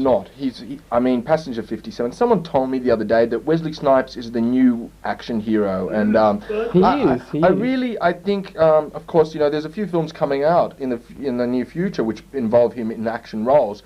But the things that I've seen him in, which is, I don't think New Jack City was an action role, but in Passenger 57, where he was the African-American Bruce Willis in Die Hard hero sort of role, and he was crappy, I thought.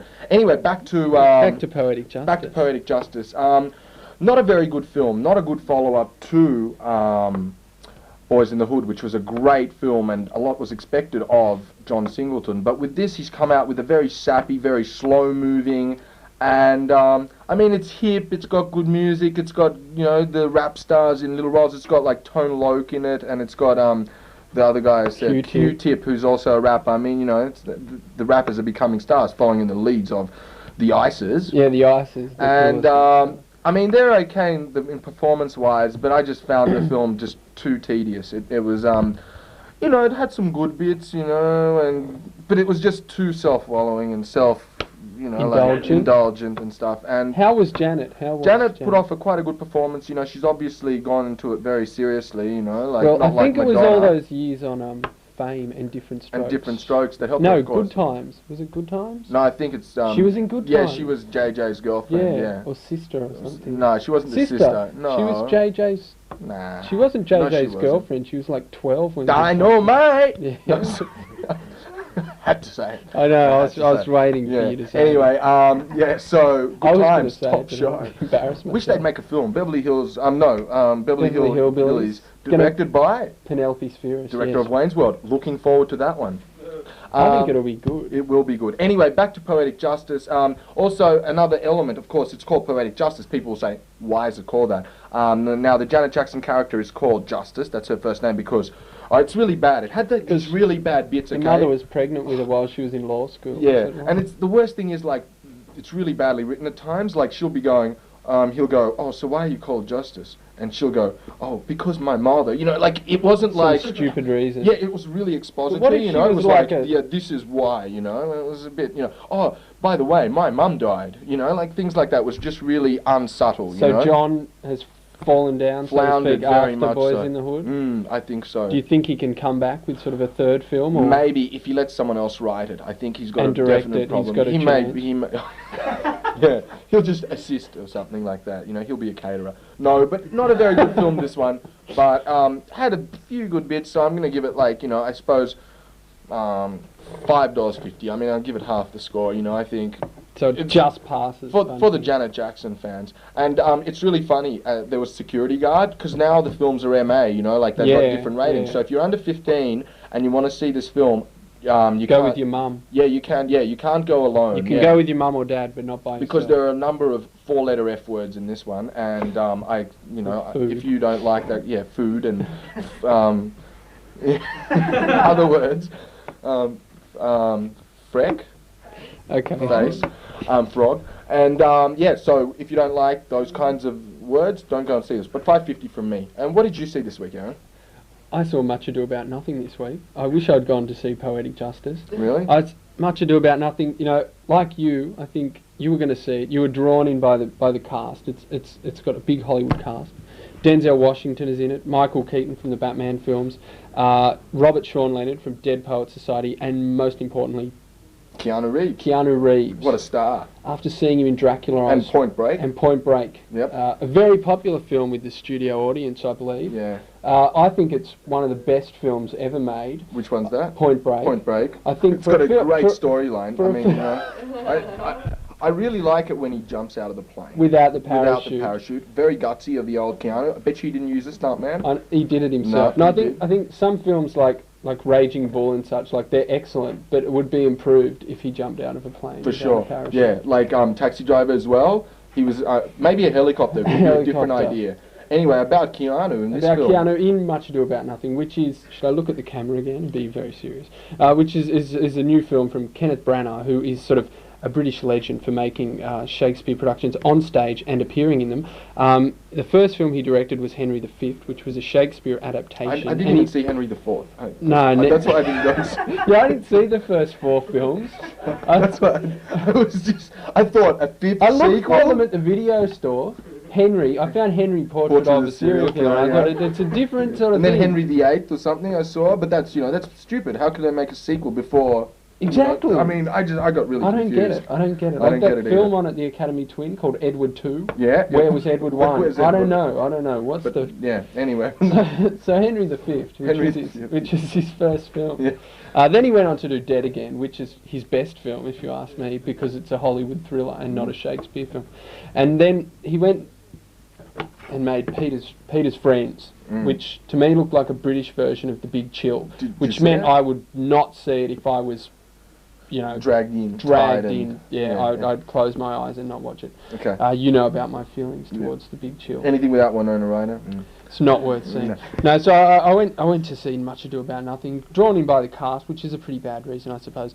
And I'm not really a big fan of Shakespeare comedy, so I went to see this one, and I haven't been this bored in a cinema for a long time. Really? It was quite excruciating. Yeah? Yeah, it really was. But see, I'm not saying it's a bad film. I'm just saying it's just exactly the sort of thing that I really don't like. Yeah, you know? like something you didn't like, Dangerous Liaisons. And Yeah, I things hated in that it, and sort it's of that- vein, that like sort of thing, that yeah. comedy, which is very over Which my is head as like well. about I as find funny as child molesting. You know, it's just not. It's just. I was just sitting there. I didn't laugh. Didn't laugh once. Once. The only thing I laughed at was Robert Sean Leonard's acting. What about Keanu's acting? Keanu was in it for about 5 minutes for a start, and all he did was lurk around the background and scowl. Really? Yeah. And see, the thing about Shakespeare, which I've never really understood, is he seems to get away with these terrible stories, these really bad stories. And in this one, Keanu's in it, and for no reason, he lurks around and he plots against people. And this guy says to him, like, you know,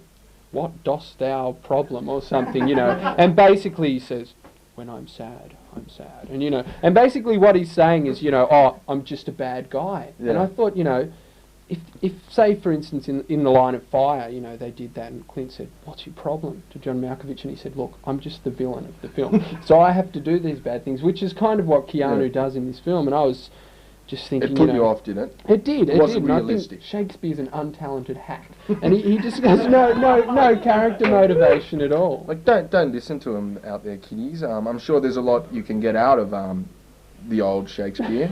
Will. No, but I think as well, Kenneth doesn't direct it too well. Like, there's too many close-ups and just, you know, one person talking to themselves. You know, what are they called? Soliloquies or something. Yeah. Yeah, and you know, every second shot is a reaction shot of people laughing, people going, oh, and it's just, no, I really didn't like it. I thought this was excruciating stuff. I wasn't impressed. I thought Denzel was pretty cool, and I thought Michael Keaton was quite awful.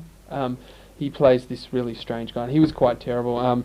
Keanu, you know, didn't do enough to actually comment on. So, you know, if he did anything, he would have been bad, though. Yeah. I was hoping for some Keanu type humour, you know, that like hysterical. Excellent. No, not even that. I thought he'd be serious, like in Dracula, but you know, would provide a few laughs. Because he's such a bad actor. Well, he was in Dracula. Yeah, is that why you laughed in Dracula? Yeah, because but in Much Ado About Nothing. No, I didn't like this film at all. What would you give it? Well, actually, I think this is a bit of a first for Film Forum because I don't feel qualified to rate it. Ooh, why? So I hated it, but I think me giving it a score, it's like, I think my feelings about this is like getting someone that really likes McDonald's and stuff to go to a vegetarian restaurant and rate the cuisine. Like, it's just not compatible. Good analogy. I thought about it all week since I saw the film, and and I think that's a sort of proper analogy. So I don't think that I'm really qualified to comment on it. Yeah, but you didn't like it very much. No, I didn't like it. Okay. So, you know, so I won't give it a score. No,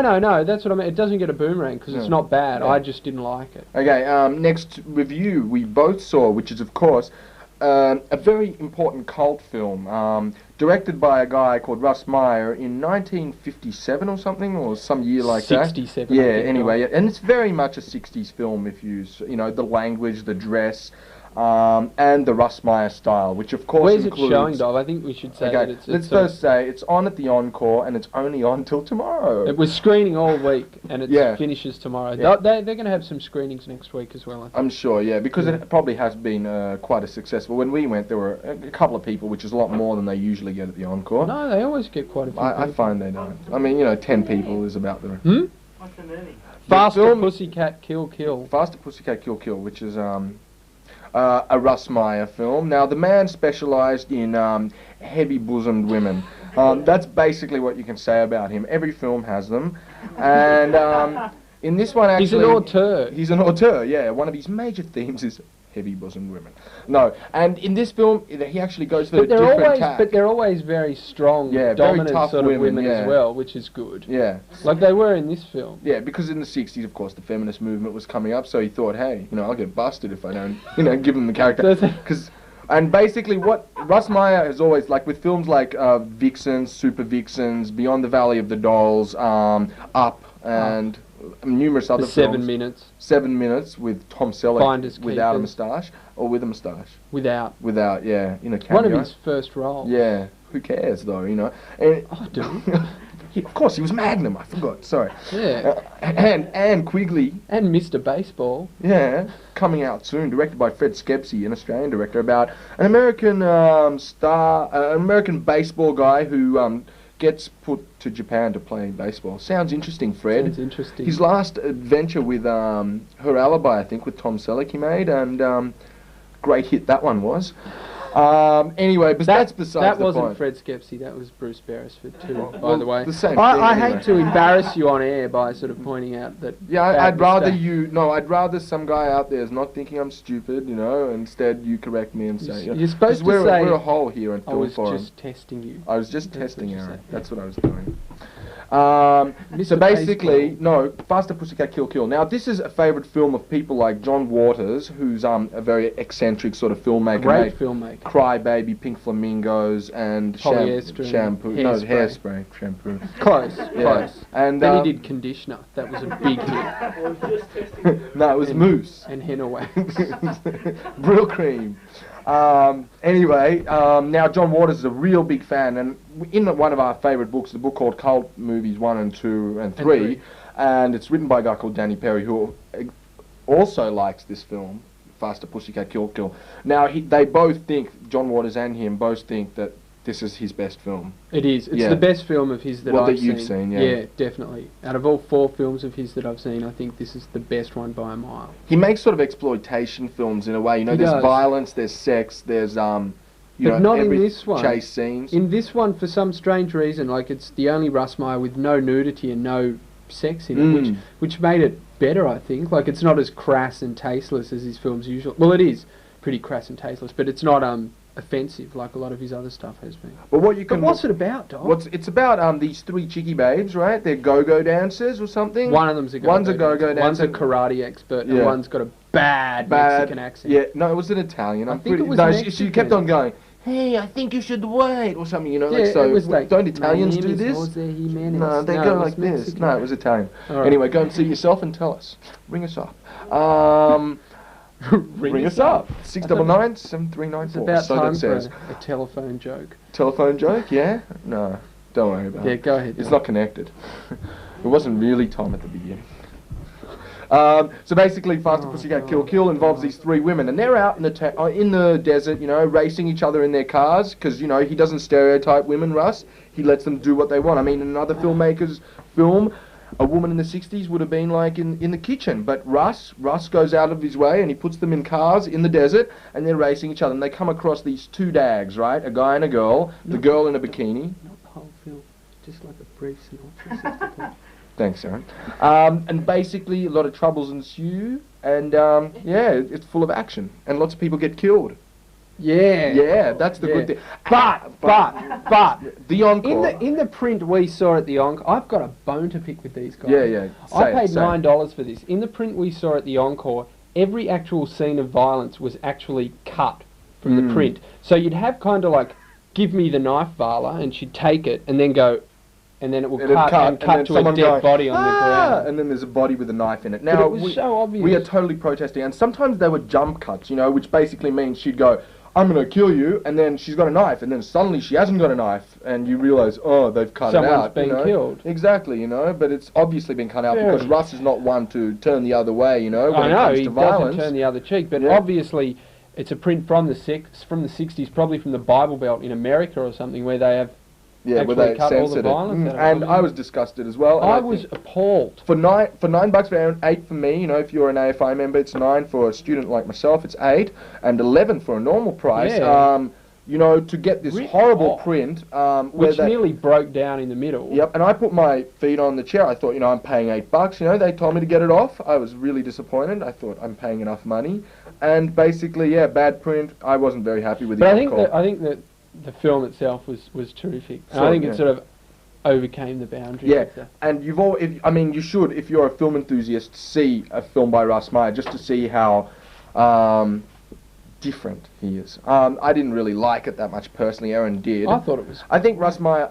It's really funny to look at guys going, saying hip '60s dialogue and stuff, but it's just it gets a bit too much after. How many films have you seen where the lead character gets a guy and breaks his back? That's pretty cool. Now I thought a woman going, "Wah!" and hurting people. Like with karate kick and rolling around in the sand. It was great. Big breasts. But I paid $8. I've never seen anything like yeah, it. they before. were big. I thought it And was the great. funny thing? She's running and stuff. She's an action hero with big breasts. But he so it's does really everything he can to accentuate. Yeah. Like he'll shoot from the bottom. Yeah, and there's top. the guy. They were the funniest scene sitting around the dinner table. I think when the old lecturer says to the girl, "Oh, you look pretty well fed and it's settled in all the right places." Yeah, I thought yeah. it was one of the better lines of dialogue. And one of them goes, they're eating chicken, and she goes, "Would you like a breast or a thigh?" You know, like. Anyway, how much would you give this? I paid $8. You paid $9. How much out of 9 would you give? $8.50. $8.50. I would give it a whole $4 again. I'm going. Oh. Being a wimp, I'm not a big fan of Russ Meyer. I've seen all his stuff, most of his stuff, and not most of his stuff, a third of his stuff. 2 films. Yeah, 3. And I don't really like them. Let's go to $11 special. For the last segment of this show, we've got House of Games, which matches our phone, as you've noticed. We should be designers. This is that's what I said. Yeah, this is a movie by a very famous playwright called David Mamet, whose most famous play is probably Speed the Plough, which Mark Eggleton, our earlier guest, starred in. And it was directed by a really talented newcomer. And really well produced. Produced well and directed very well. Well produced. And well starred. Basically, though, House of Games is David Mamet's directorial debut for the screen.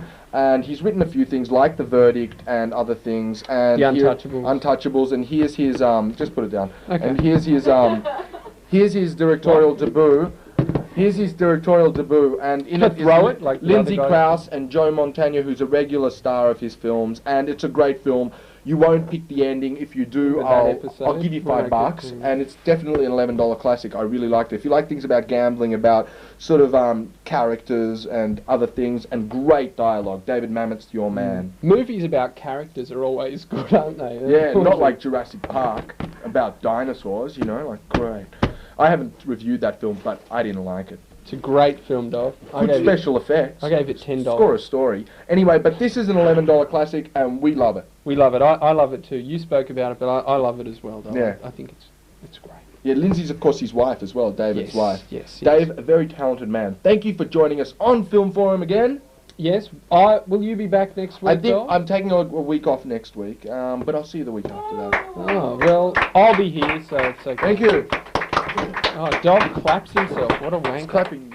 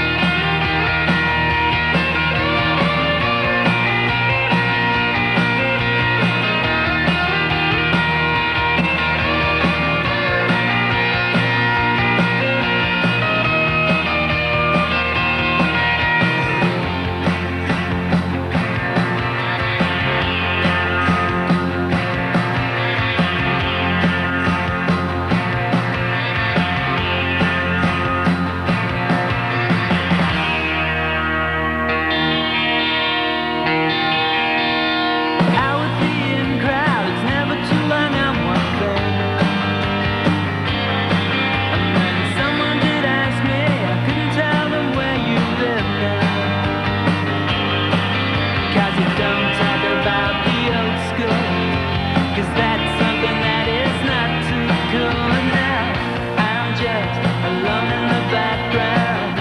I'm sad, I don't know where I'm from. I'm just alone in the background, and I'll be there whenever you're in town. I'm just alone in the background. I'm sad, I don't know where I'm from. I'm just alone in the background. I'll be there whenever you're in town. Whenever you're in town. Whenever you're in town. Whenever you're in town. And here it is. Well, the end of a very big show. We have indeed come to the final segment of tonight's show, which has been a bumper. We had, I think, the world's largest crowd for a CTV audience Yeah, I ever in think here so. tonight. Applause for the clap. And remember, if you're sitting up there watching, lonely, bored, you know, any of these things, look, just feel free to come down and share yourself with us. I mean, we're warm, loving people. Most of us are, anyway. Despite what you saw a little earlier on with Nathan, the rest of us are really nice, and we'll take care of you. So yeah, come down and be a part of it. Yeah. What about next week's show? Should we talk about that quickly before we talk about other things happening? Yeah, well, next week we have the Blade Show. Cinnamon probably coming in for that and doing that again. Sexpression. Cool. What's the next one?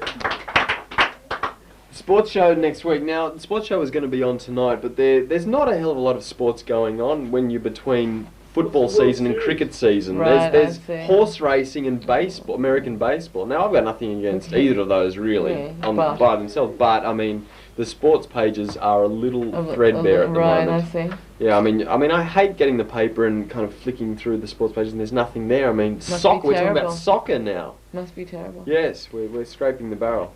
Don't they want to make soccer a school a subject or something now? Yeah, 2-unit soccer. Something like that. Yeah. What would you do? The history of soccer. I think they just want to do it. I think they mentioned something about so that the kids don't have to get up really early and whatnot and miss half their classes because they're still getting changed and whatnot. This way they can come and go and it's not interrupting their curriculum, their activities. But is it actually accredited by the Secondary Board of Studies? That I don't know, but it seems like they're trying to make it or something. Yeah. I don't know what everyone else is going to be doing while they're out kicking a ball around. Remember when Cooking school was for learning? Yeah. All right, employment. Next week we'll be featuring a segment on fire eating. There's a guy coming in who's going to show you how to, you know, those guys that swallow the fire, and blows it out. Yeah. Carnivals and things. Yeah. And circuses. Yeah. Ed the fire eater, his name is, and he's coming in. So look out for that. Film forum again, as usual. What films are coming out next week? You know? I don't know actually. I'm a bit behind on the films. I'm normally not, but not right now. I haven't really got the time to go out. And see them. And see them. And see them, I meant. And see the films. All right. I mean, I haven't even seen The Piano yet. Haven't you really? No, I haven't. No, neither have I. But I want to go see Like Water for Chocolate, playing at the Dendy. Right. Mexican film. Okay. I don't think they've seen it yet, have they? The boys. No, probably not. No, it's probably a bit avant-garde for them. Youth in Focus, which I don't know. Who's the Youth in Focus next week? I'm not sure. Well, next one. That's one to look out for. And Take 5 with John, is it? Yeah, John's coming in. Good. Little musical interlude. Yeah, I took a tape of John Hunn's show with the family, and my brother saw it, and he was astounded just how good he is. Yeah, I mean, he's a great player, so look out for that. Yeah. Oh, good. And heaps more. New sets are on the way apparently. The smoke machine arrives tomorrow, and so and strobe lights. And we have that tonight, haven't we? The strobe lights. And a new set of streamers to throw. Everyone will get party hats. I believe you. Yeah, I have a few things to mention here. There seems to be the South Sydney Festival is on tomorrow, starting at 9 o'clock on Redfern Street in Redfern. It seems it's going to be quite a big one this year. They have the biggest one yet, according to this, anyway. They've closed off 2 blocks of. I guess I don't know. They've closed off 2 blocks of Redfern Street, and there's going to be heaps going on. There's going to be clowns and buskers and music workshops. Food, local talent, bands. And your favourite CTV celebrity. So if you want the chance to catch up with some of your favourites on-screen identities, such as Andrea. Or Nick. or whoever, come down and have a look. If you're out for the day and feel like partying on into the night, there seems to be something else on after that called the Folk Music Night. Doesn't tell me more about it, but just have to stick around and see what. Yeah, worth checking games, out. So, yeah, my pamphlet says basically the same thing. Okay, wait, well, I have more. Oh, all right. I've got different things. I've got this thing called Cuisine on the Green. Ah, right, yes, yes. And it seems that it's a mixture of cultures getting together and must be, I guess, selling different types of food, I think. Yeah. That's on Sunday, the 24th of October. Very so nice this Indian Sunday. food. It just says from several non-English speaking backgrounds, so it's probably all kinds of things, Greek, Italian. So if you're feeling a bit peckish on Sunday, maybe after a big night out, or just waking up and thinking, oh, I want something different to eat, off you go. Wait, one more thing. Kids' Day in Redfern Park. Well, there's heaps going on this weekend. Oh, this is a whole week, I think, even. Right. Oh, to celebrate New South Wales Children's Week, which is next week. Oh, right, okay. I see. Kids' Day and Cuisine on the Green are combined, apparently. All right. Okay then, well that just about wraps it up for this week's show. Like I said, next week, if you're interested in any part of television production, be it on-screen presenting or behind-the-scene camera work, audio or anything, just come down and take part in it, join in the fun, because there's absolutely nothing to lose and everything to gain. And you can join this crazy... wacky, zany crew we call CTV. Alright, well that's just about it. Yep. Andrea. Okay, Nick. Until next week. I hope everyone enjoyed the show. And see you later. All right, bye-bye.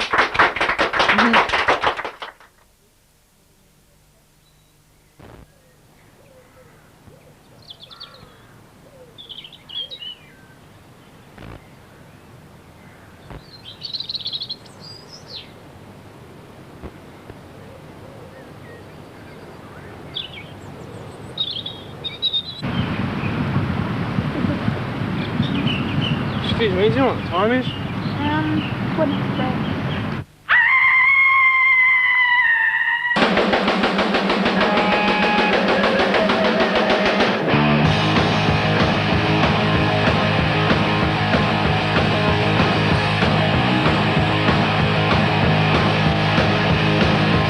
All you want is a little piece of ass. All you get is a little piece of me.